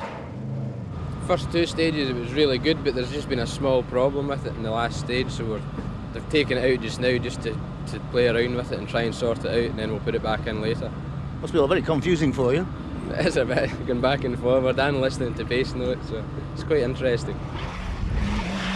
The last time reigning Belgian champion Patrick Sniers visited the Isle of Man, he won, driving a BMW. Although his Ford Cosworth this year was faster, the car was not handling as well, and he claimed it was airborne too much for his liking. I feel I can go much quicker, but it's not possible with this car. So can you do anything to the suspension now? We will try, we will take a different setting and we will see how it's going, but in any case McRae is maybe too fast. Although the suspension had been rearranged, Patrick was busy rearranging the bodywork as well. Bertie Fisher has never won the Manx, but has come pretty close on a few occasions. The 1990 Irish champion was determined to give Colin McRae something to think about.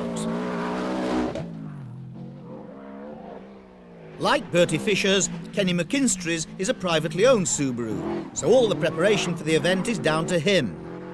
Much of the decisions concern the right choice of tyres, and there appears to be considerable room for confusion. You have one thing in your head until, you know, just the start of the event, and then you think, it's fairly cold out there this morning, we'll try a softer compound because it is cold. And you just get caught out. You know, you're always trying to get an advantage, and somewhere along the line it's going to backfire on you, and that's usually what happens with us silly drivers, you know. In the important Group N so-called showroom category, Alistair McRae was driving somewhat more steadily than usual and aiming for a win which would give him a B seed in the World Driver Rankings.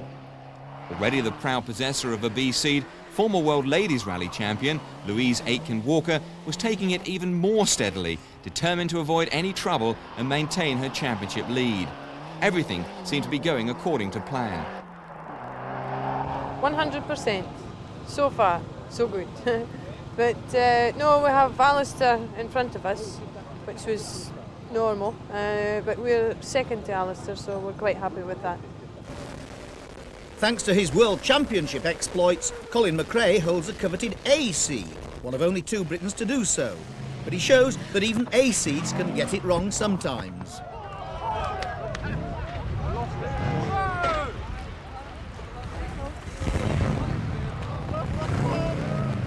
By now, having completely abandoned the semi-automatic gearbox, Colin still managed 5th fastest over the notoriously bumpy Druidale. By this 8th stage, he was 28 seconds clear of the fighting Fisher and McKinstry.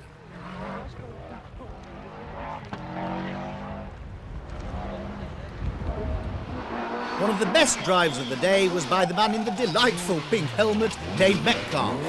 He has made a habit of giant-killing performances on the Manx International in previous years in his 2-wheel drive Vauxhall Nova. This year, of course, was no exception. Sitting alongside him must have its moments. Well, it's not too bad, really. I mean, everybody from the outside thinks that I must be crazy, but sometimes I do, but it's not too bad at all, really. It's got it all under control.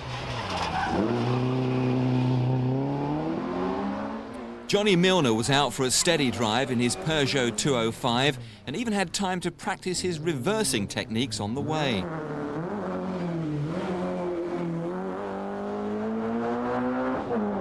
The deserved winner of the Shell Scholarship for 1993 battled back from his early error to show his true form, making the Peugeot dance at every opportunity.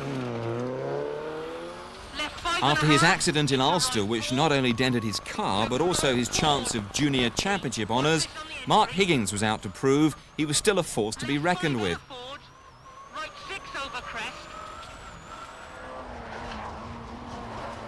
Co-driver Cliff Simmons not only has to read the notes but also offer encouragement to his driver from time to time. Absolute left long, 40, left 6, 50. Right 5 over the finish, watch him. Absolute left, absolute right. Brilliant.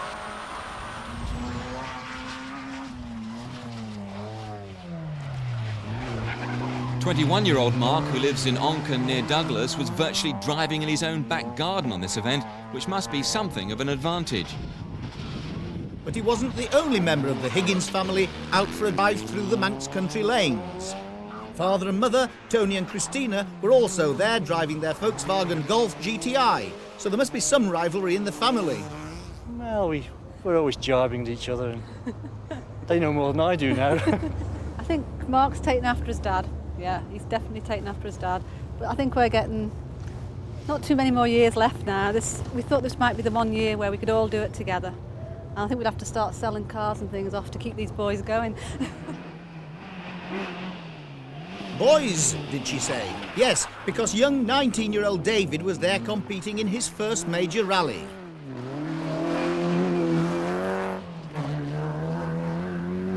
Must be from when Mum and Dad used to push us around the chip in the prams or something. But like I've been doing kart racing for the last 7 years, so this year's the first. Like I've only been rallying for 7 months, so it's good. There's no more left to come yet unless we can get the dogger driving licence.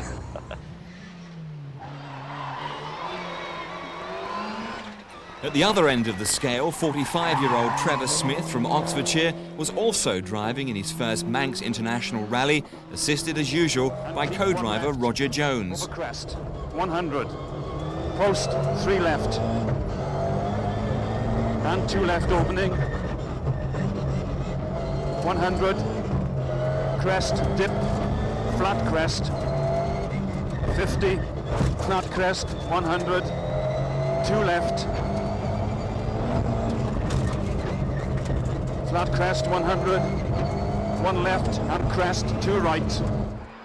The ultra-experienced Trevor was driving neatly and quickly, making very few errors, unlike the Irish duo of David Greer and Frank Marr in their 2-wheel drive Ford Cosworths, who seem to be playing a game all of their own.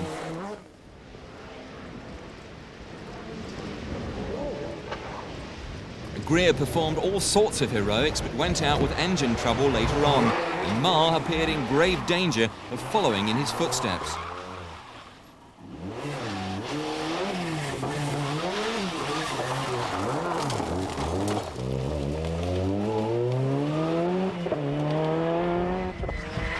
Mike Rimmer from Buckinghamshire in his BMW was definitely on the rampage and seemed more intent on demolishing bits of our camera equipment. It's all in a day's work for rally drivers and cameramen alike.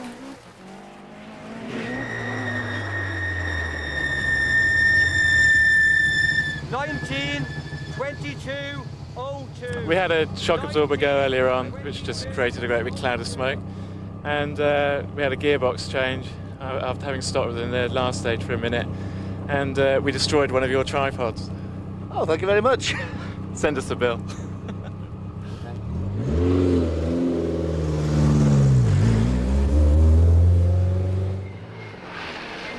There's always hot competition to be the best Manxman on the event. Gary Lees from Crosby seemed all set for this role this year, up in the top 10. Leading the Citroën Brigade was Bruno de Ferreri from the south of France. And Mike Williams from the north of Wales was leading the Vauxhall Challenge.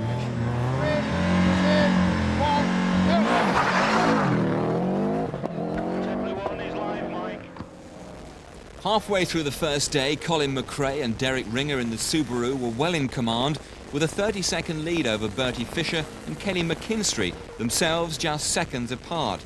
Patrick Snyers was in an unhappy fourth place, and Dave Metcalf was not far behind. Yet again, McRae was looking uncatchable.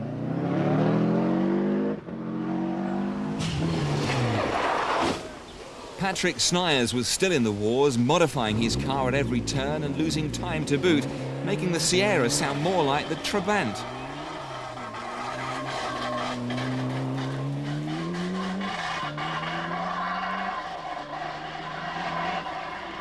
Speaking of which, here comes the real thing, soon to embark on the major spectator stage through the ancient capital of the Isle of Man, Castletown.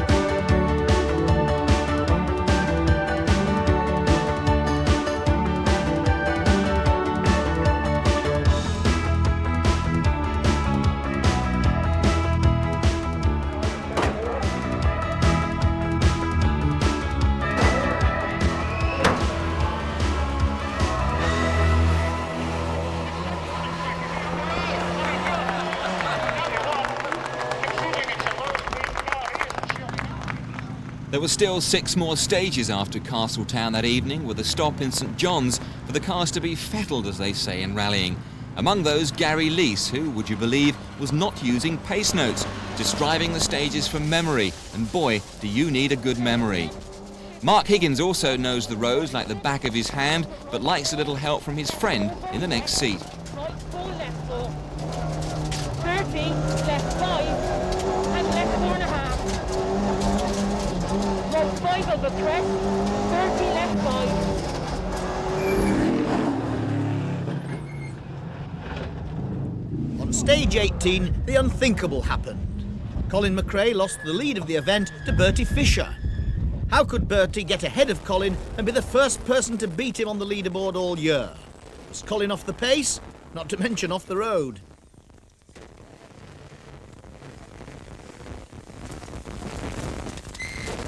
Clearly, something was wrong for McRae to drop almost 30 seconds in just 4 stages. We went out from this service last time with a small brake problem and just didn't really get going. It wasn't a problem, it was just taking it very easy. If I had realised that, I might have gone a bit quicker. It was a less than ecstatic Bertie Fisher who came into the overnight halt after a puncture on the final stage of the leg put him nearly a full minute down on McRae. Day 2 started on the windswept hills to the south of Snaefell. Colin McRae got over his nasty shock of nearly being beaten the night before.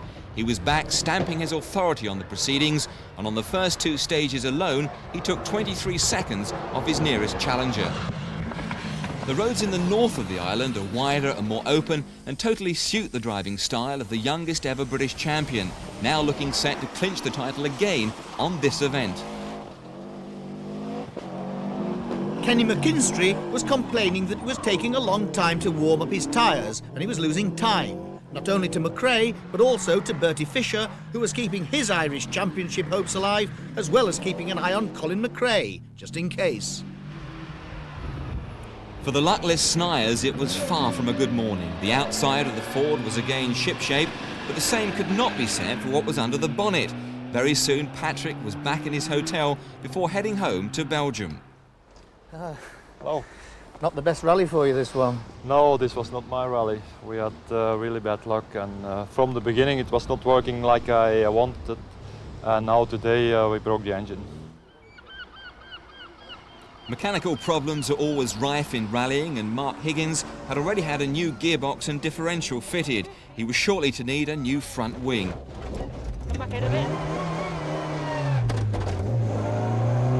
Mark was up to 8th despite his persistent problems.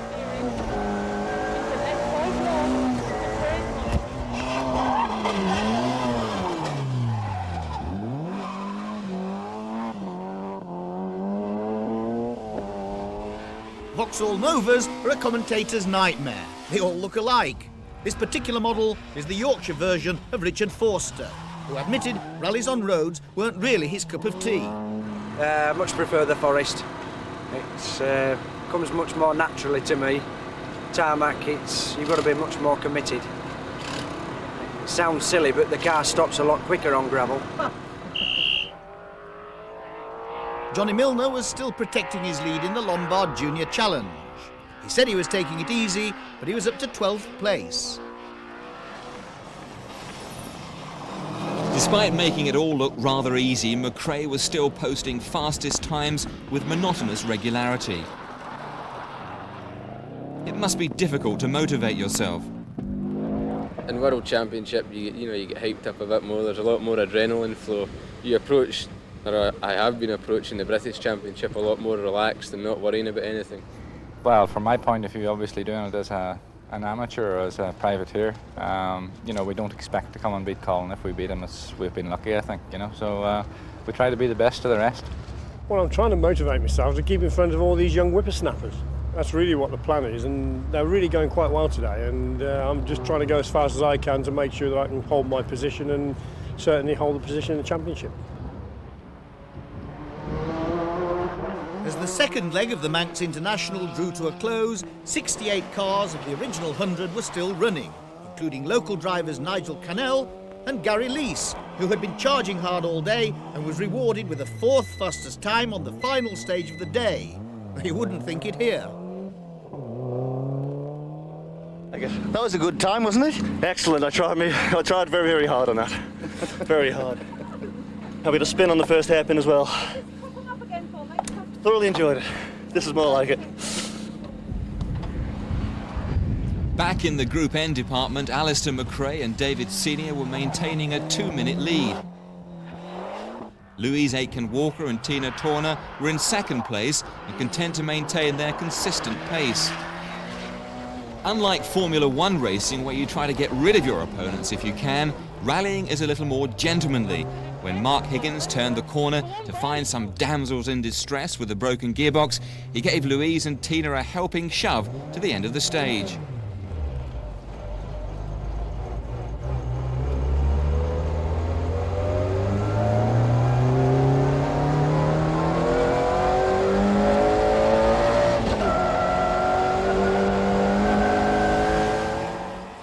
The foreign contingent, despite being conditioned to road rallying, were finding the peculiar ups and downs of the Isle of Man's road system quite difficult to cope with. Nothing daunted, Michael Kalfus, the driving instructor from Magdeburg, was holding a splendid 68th place. By the end of the second day, Colin McRae held a 2.5-minute lead over the other two Subarus. Flying Metcalf was in 4th place. His Nova was the leading two-wheel drive car. He was leading his class and leading his young teammate Mark Higgins. Well, for most of the time at any rate. Are you satisfied with that time, Mark? Yeah, I think we just beat Dave on that one. That's the first time I've ever beaten him. It's a real Nova stage, cracker it is. Back into it now. But on the last stage at the famous Sartfield hairpin, young Mark got carried away by his own enthusiasm.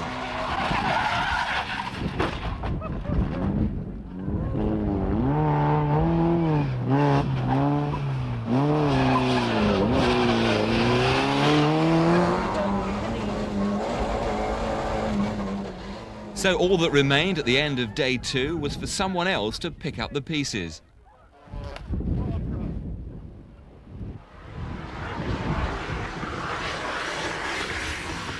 It usually rains on the Manx Rally, and those that had been expecting it were not disappointed on day 3.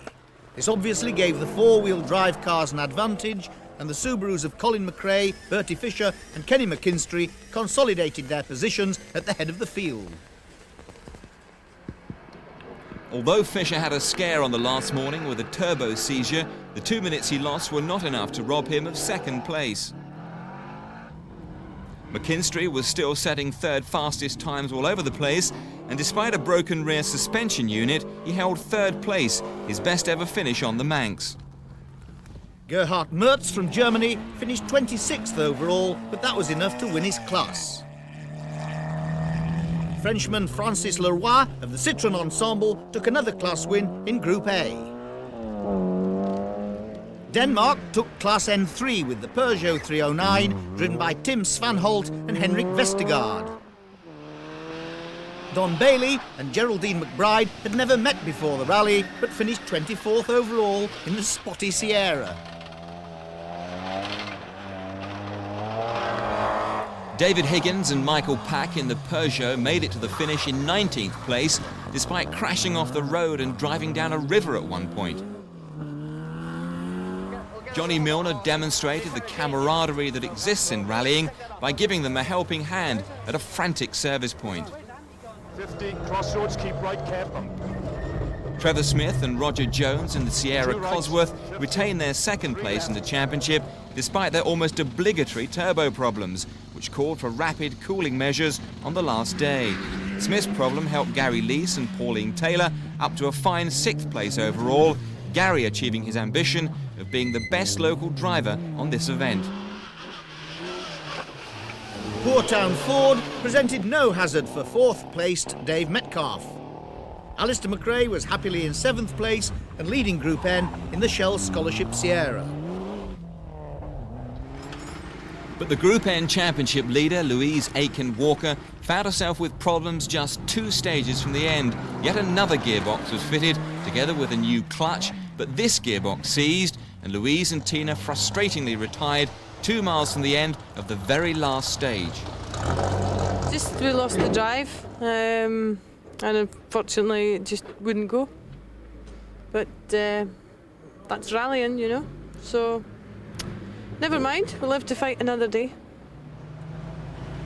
Louise's demise from Group N now leaves the way open for Alistair to join his big brother Colin. There now looks a very good chance that he'll help to make another piece of history with a McRae family double in the championship. Relieved it's all over now. It's been quite a long rally. Hard one? Well, not hard in that we had to sort of drive at a very medium fast pace all the way through. And of course, British champion again. What about that? Yeah, well, hopefully next year we'll be concentrating more on World Championship rallies, so it's nice to leave the British Series with a title win. Despite a disappointing 8th, Trevor Smith is still runner-up in the championship overall, but Alistair McRae's 7th position here means he could still overtake him on the final round, the Midlands Rally in October. In Group N, Alistair's win has given him a convincing lead over Louise Aitken-Walker, who now has only a slim chance of taking the championship. And in the Lombard Finance Junior section, Mark Higgins' win helps to narrow Johnny Milner's overall lead. Congratulations again to Colin and Derek, but the undoubted stars of the Manx International Rally were the eventual winners of the Spirit of the Rally Award, the Trabant team.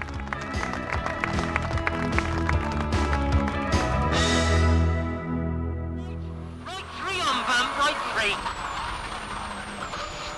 Cut left, cut right.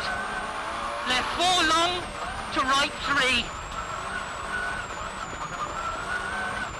Cut left, right 4.5. An absolute left over crest. Absolute right, 100 over bumps. Post left 5. Dip, absolute left 100. Caution, bad dip. Right 6 long. Good. Absolute crest 200. Left 6, 250. Watch this one. Downhill, right 5.5 over crest and jump. 50, absolute crest. 70, caution right 6, bad dip and forward. 50 sign, absolute right 50 grid, left 5 long, long. To sign 100, right 3. 50, absolute crest long. 100 cut left for right 4 long. Crest, left 5 long. 150, through bump, absolute crest. 50 crest into left 4 long, long. Could be wet. To the grid, right 2, very wet. Left 4.5, absolutely bloody soaking. 70, left 5, 400 to top. 100, flat crest. 200. Cut 4 left over crest, downhill. 50, 3 left. 50, sign 3 right. 50, long 6 left into forward.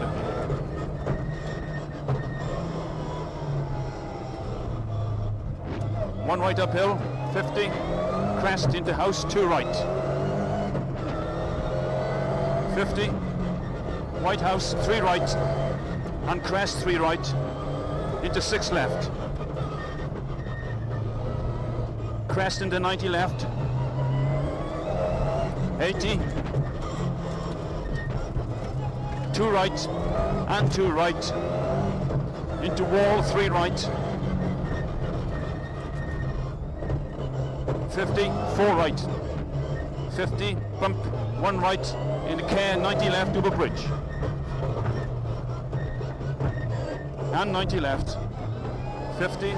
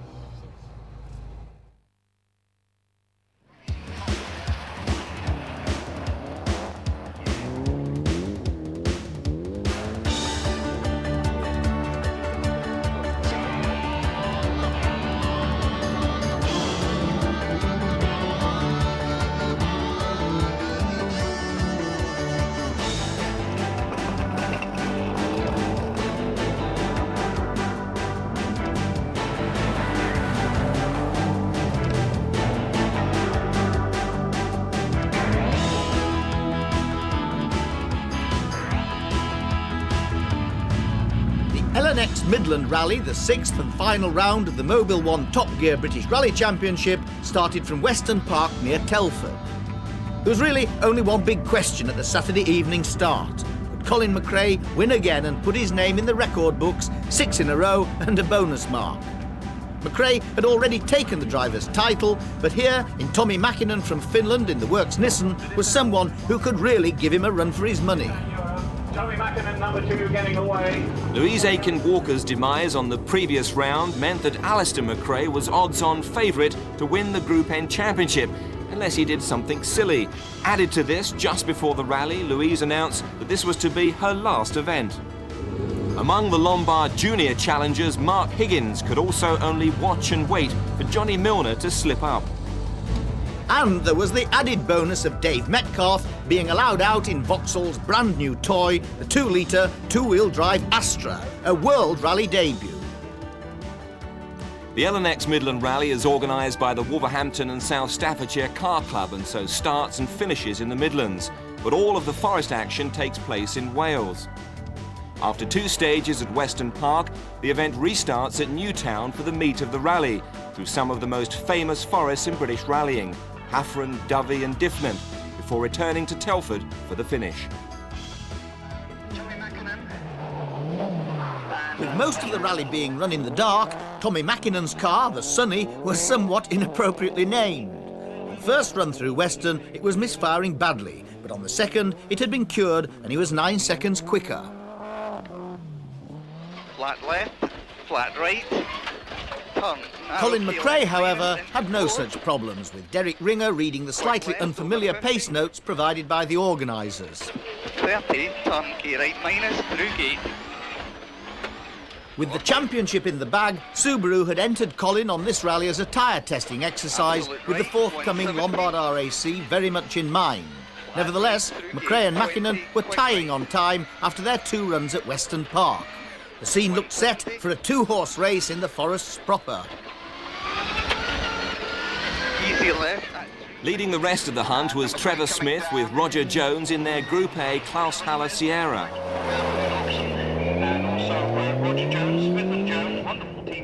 Louise and her co-driver Tina Turner were obviously out to have the best possible fun on their last event. What the hell? 70! Quick right over! They didn't seem to be taking the pace notes too seriously either. Double caution! Right entry, slippy.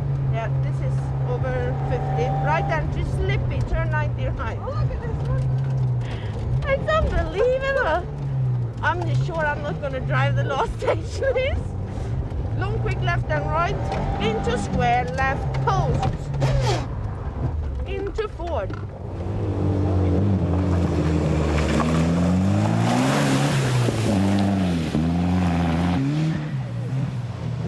The infamous Western water splash was plain sailing for Dave Metcalf's Astra. Richard Burns, however, seemed to be having problems with his Peugeot.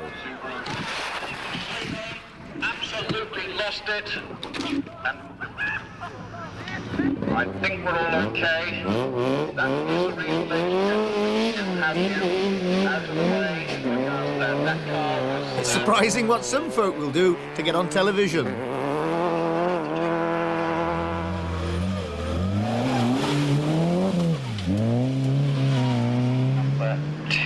Local man Paul Dias could win the Group N section, but only if Alistair McRae and Louise fell out of the event. A pretty tall order.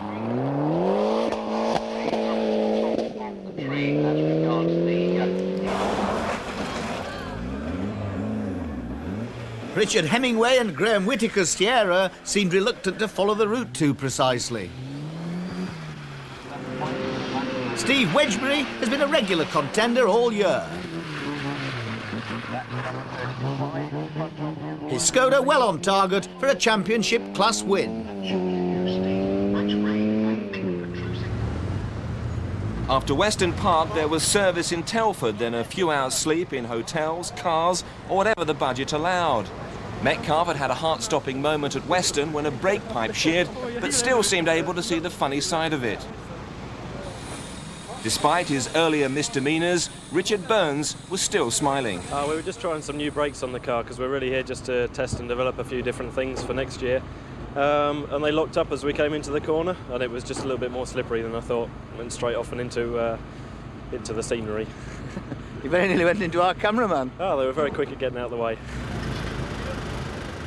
They may as well make the most of the dry weather in England because Wales wouldn't be as kind. It was a wet, wild night as the rally entered the 17-mile stage at Haffron Forest, the longest in the rally. And just to add to the problems, there were patches of fog, as Colin McRae quickly found out. Colin's description of the stage was not repeatable, especially when he found his time had been beaten by a massive 21 seconds.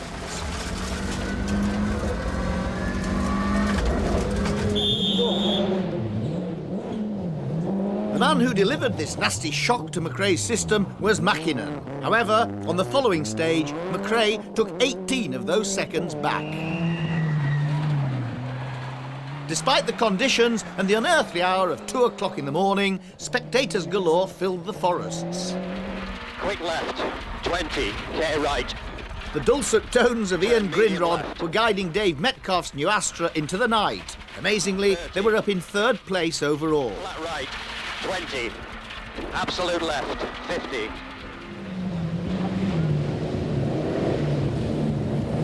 Despite his allegedly steady pace, Alistair McRae hit problems with a gearbox stuck in 4th.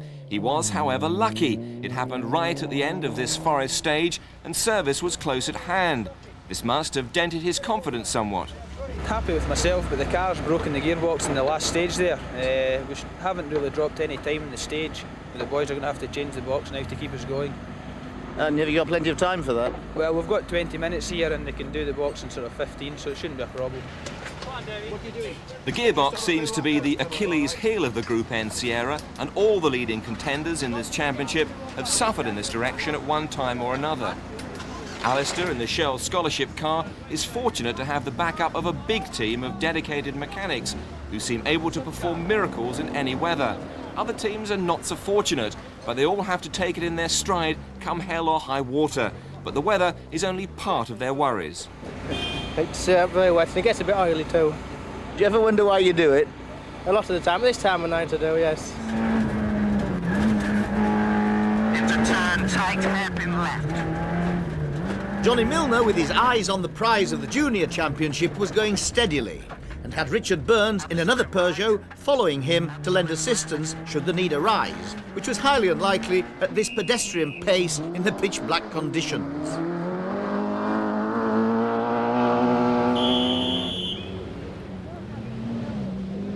For Mark Higgins, it was a different story. He was driving for pride, not prizes. Nevertheless, he was up in 6th place in his scrabbling Nova. Unfortunately for him, Milner had made no mistakes. Well, he's taking it so steady at the moment today. I think we nearly took 2 minutes off him on the first stage. He's just going for the finish, but sometimes your concentration level is down when you're driving like that. He's got to not finish and we've got to get the championship. And we need the championship. Mark, 1953. Johnny, 2144. Richard Burns, 2049. With Milner already set for the Shell Scholarship drive, Higgins' best hope of a drive on the RAC rally would be to win the £10,000.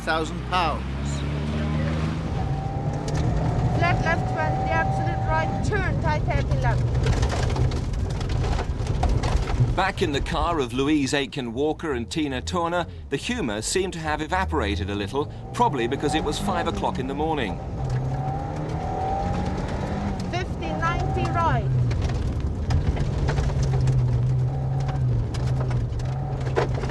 Conditions on the stages were obviously not to the ladies' liking.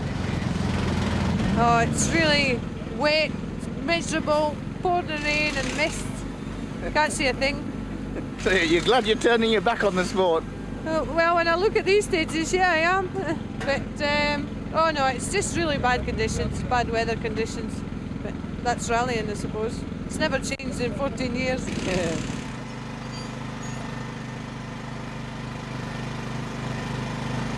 But at least it's not all work then. No, we do get time to have a bit meal now and again. And what about Louise? What's she like to work for? Oh, very good. No, very good. She mixes in very well. No, she spends most of her time talking to the lads when she's out of the car. Very good, yeah. And of course it's her last event this time. It is, yeah. I'm sorry to see you go. I think everybody in the team's sorry to see you go, but I wish her all the best for the future. Problems were affecting others further down the field, and Paul Dias was among those in trouble. He'd had a gearbox change. Meanwhile, in Metcalfe's Astra, things were no better. Right over crest, 30. Flat right, long. To crest, 20, turn easy right. Broke the drive shaft. Yeah. Turn. Easy right.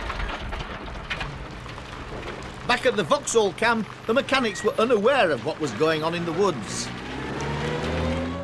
Oscar 1, cleared stage. We need a short drive shaft. We've broken the short drive shaft. It was all hands on deck to see if Metcalfe could be kept in business, but driving onto service for 4 miles after the drive shaft had broken didn't make their job any easier.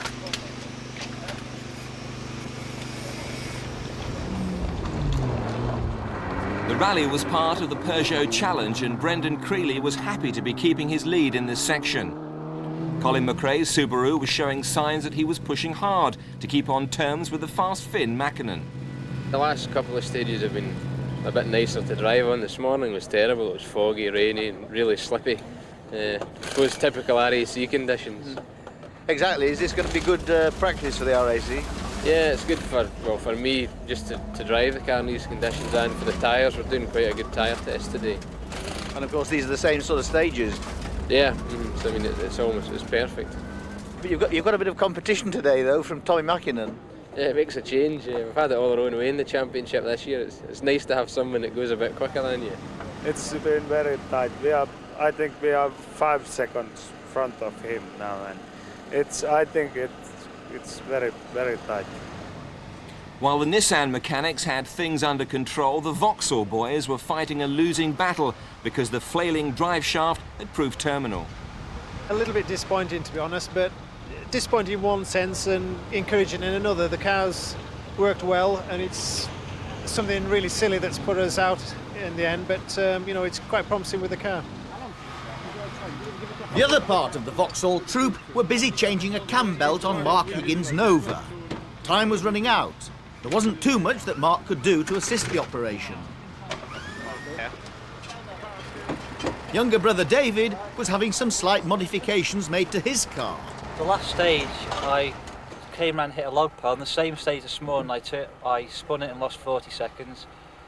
So now I've done a bit of damage. Looks like I'm doing the dishes for the next few weeks. And at the Dolgethley service area, domestic chores were the order of the day. And it wasn't just jobs for the boys.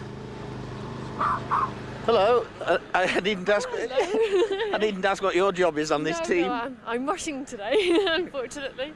Or do you do other things as well on the team? No, I've just come out for the day today. Well, for the night really. So that's all I've been doing, just washing the car today.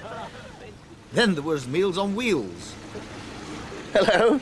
And another part of the service crew's work, eh? Yes. Yeah. Got the cooking.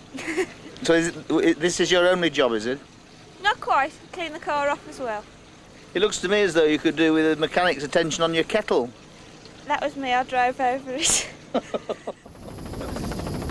The final forest stage of the LNX Midland was the classic 10-miler in Diffnant Forest. While business is slack, the crews can get out of the ever-present rain, but for the amazingly hardy spectators, there was no such luck. In Finland, these conditions are meat and drink to rally drivers, and Tommy Mackinnon professed to be really enjoying them. He and co-driver Seppo Harrian were 5 seconds ahead of McRae at the beginning of the stage, but his over-exuberance was costing him time.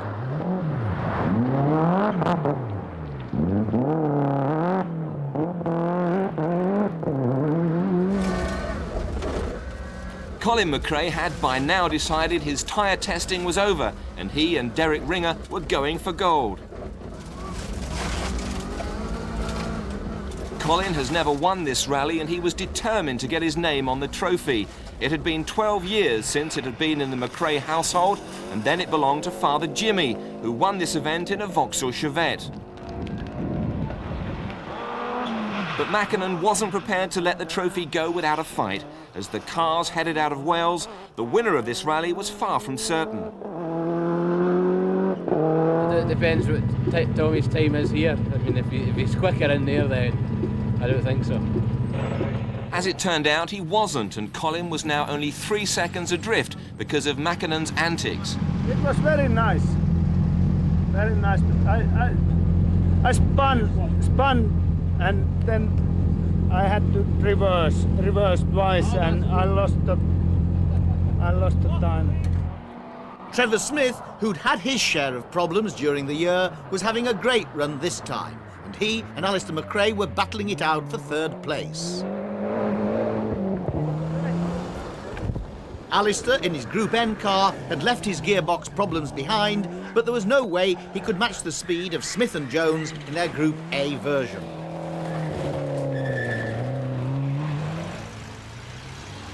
With forest racers like Alistair, sitting in the passenger seat must be fairly onerous. Oh, it's okay. It's really easy to get on with. You know, we have a fairly good time in the car. Trust him all the time what you've got to do. No, it's really good. Very talented.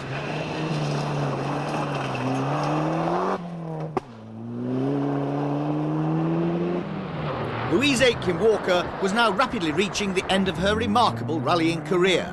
She had learned to drive on her family's farm at the age of 9 before winning a Find a Lady rally driver competition 10 years later.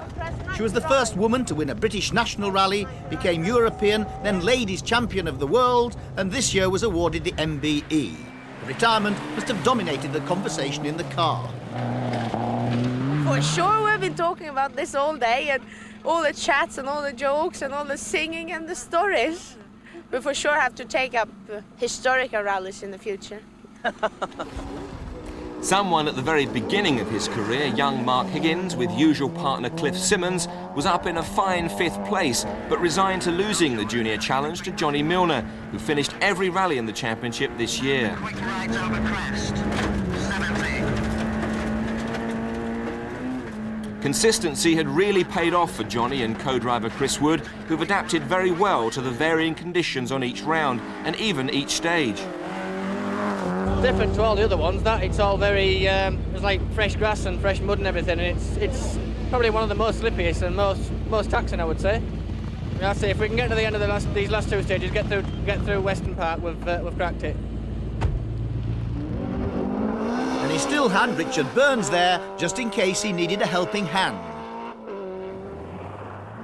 Midlands-based Paul Dias was trying hard to finish the event for the first time in 3 years. For mad Mick Jones and his pottering Mitsubishi Galant, there was only one item on the agenda. Finishing in one piece.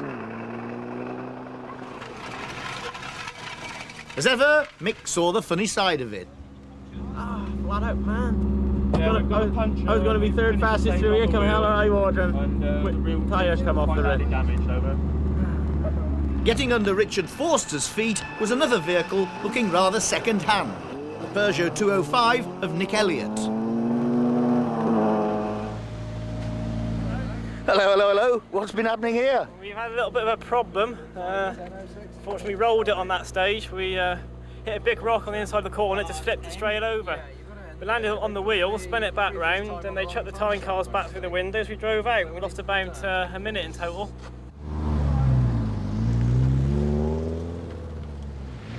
A new tyre firmly in place, Mick Jones and Neil Dashfield were soon on their way again. Lower down the field, Ian Scott in his Group N Nova was lying 34th, but still second in his class. He was just one of the many privateers who are the backbone of rallying the world over. 19-year-old David Higgins, despite his restyling of his father's VW Golf, was 21st and leading his class. The prospect of an exciting climax brought the crowds out in force to watch Mackinnon and McRae fight it out to the end over the 2-mile stage, which was run twice.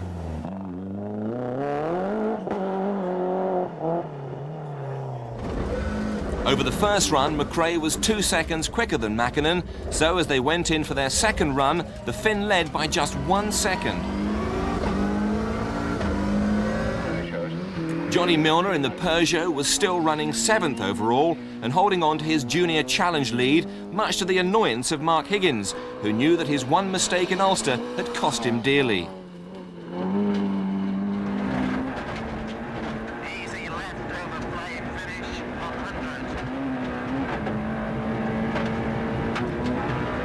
As Johnny Milner and Chris Wood approached the finish line, the sheer delight on board was obvious.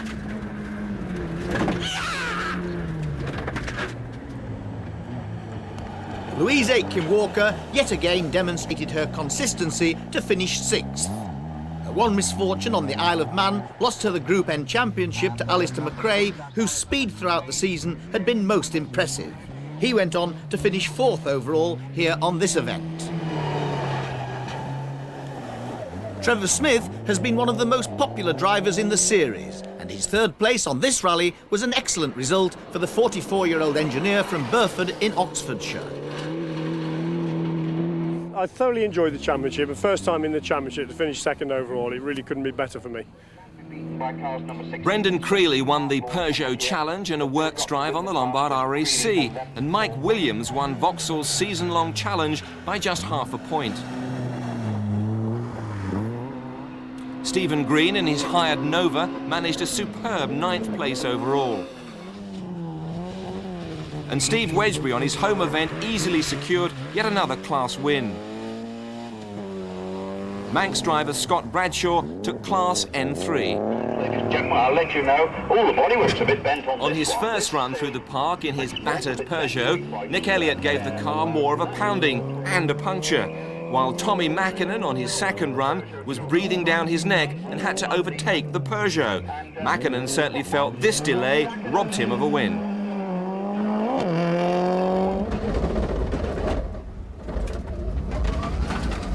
At this stage in the proceedings, McRae was determined not to make any mistakes.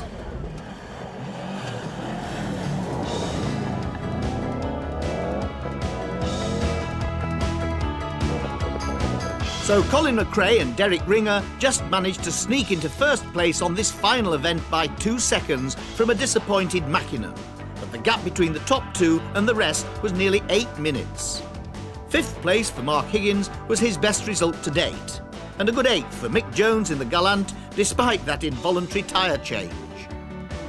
The British Rally Championship overall has been a McRae benefit. Colin won the top title by taking maximum scores, while Alistair managed 3rd. Early scorers Paul Dias and Kenny McKinstry completed the top 8. Alistair was also Group N champion, convincingly ahead of Louise Aitken-Walker. In the Lombard Junior section, despite a win by Higgins on this event, Johnny Milner's consistency paid off as he scored on every round of the championship to head home Vauxhall drivers Mark Higgins and Richard Forster and take the £10,000.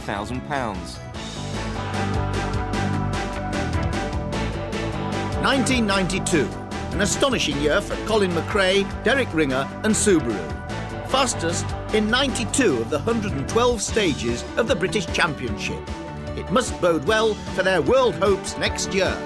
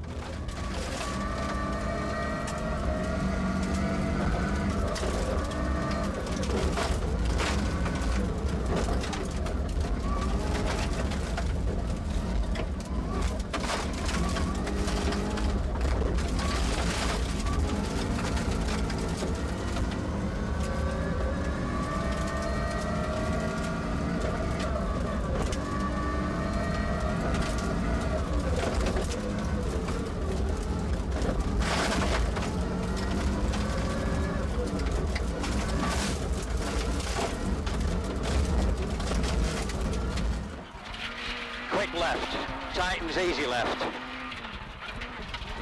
30. Quick left. 20. K right. Turn medium left. 30. Flat right. 20. Absolute left. 50. Flat right over crest. 30. Turn tight hairpin left. 50.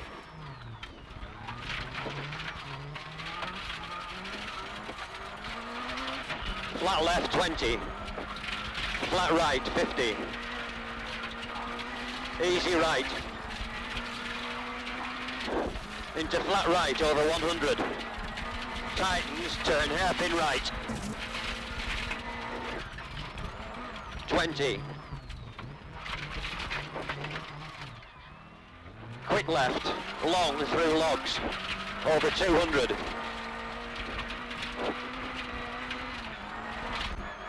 Crest absolute right.